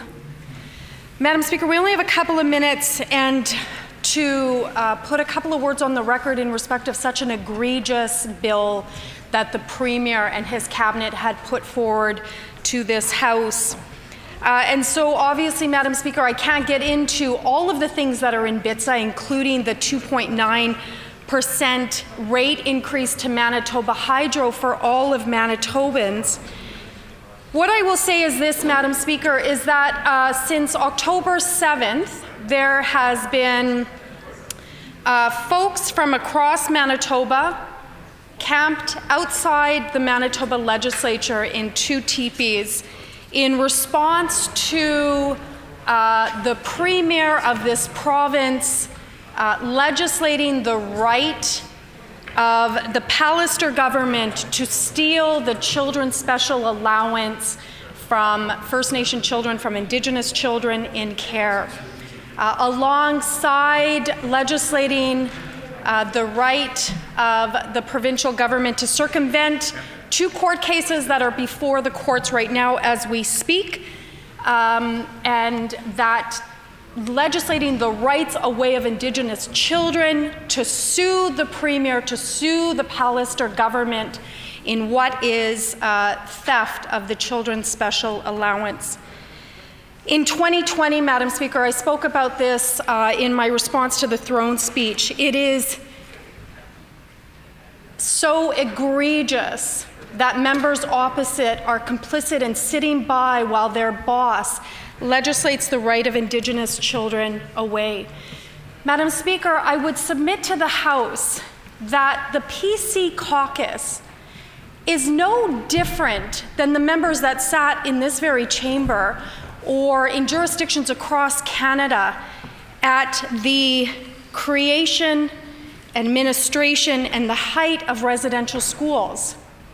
We have politicians that sat across Canada who sat in legislatures like this and did nothing while children were stolen from their families and their communities, while they were thrown into the clutches of abusers, including pedophiles, who forever changed the trajectory of their lives, who stood by while experiments were being taken on our children, who stood by while our children were starved, while standing by, Madam Speaker, in legislatures similar to this, while our children were taken from our families during the 60 scoop. The PC caucus sits here in 2020 and sits and does nothing to protect Indigenous children. I asked the Executive Director for the First Nations Family Advocate Office, Cora Morgan, if she had the opportunity to say something to the members opposite, who are not listening right now, by the way, Madam Speaker, if she had the opportunity to stand in this House, what she would say to the PC caucus and what she would say to the Premier. And I quote, Madam Speaker, "I beg you as a mother and an advocate for children not to include Section 231 in BITSA. If you plan on voting in favor, I ask that before you do, you reach out to a First Nations child in care and learn about their reality and life circumstances, then look them in the eye and tell them what you are doing to them. Please do this before you vote," end quote. This is what's about to take place on November 5th on behalf of First Nation children and on behalf of Indigenous children, is the grotesque example of a party in power abusing that power, abusing their power to oppress Indigenous children. I don't know what kind of people sleep at night knowing that only in a couple of days they are going to be standing up in this House and voting in favor of legislating the rights of Indigenous children away. I don't know what kind of people do that. I don't know what kind of people even think about stealing money from Indigenous children who are in care. And it is every single member of the PC caucus standing in this House here today. They are no different than the politicians that came before them that sat by while our children were taken to residential schools. Order. Order. Order. Oh, the speaker is standing, please. I'm going to ask for everybody's cooperation, please. I need to be able to hear what is being said, and at that point, I wasn't able to hear anything except all the heckling that's going on. If people are going to have conversations, I would ask you to bring that level of loudness down, please. I do need to be able to hear what a member is saying. The Honourable Member for St. John's. Thank you, Madam Speaker. Before our time is up here, Madam Speaker, while I loathe to do it, while I loathe to beg members opposite for anything, I am begging the Premier on behalf of Indigenous children to reconsider Section 231, to reconsider what they're allowing to happen. They are complicit in what is about to happen to Indigenous children, and the consequences, the long-term consequences of what that means in the lives of Indigenous children. As I said, I am loath to do it, but I am begging the Premier to reconsider what he embedded in Bill 2 and do what's right for Indigenous children. Give Indigenous children the money that they are entitled to. We don't take child tax credit away from non-Indigenous families, but that is exactly what the Pallister government is doing in Bill 2. It is taking dollars that rightfully belong to Indigenous children in care and clawing it back and legislating the right to do so. If there is ever an opportunity to stand up in this House for the PC caucus to do what is right, it is right this second. It is on November 5th. It is well before November 5th, asking their Premier to do what is right. Each and every one of them have a responsibility to do the best for all Manitobans, and that includes Indigenous children, and they have the ability to do so. And so, Madam Speaker, on behalf of our NDP caucus, I say miigwech for this.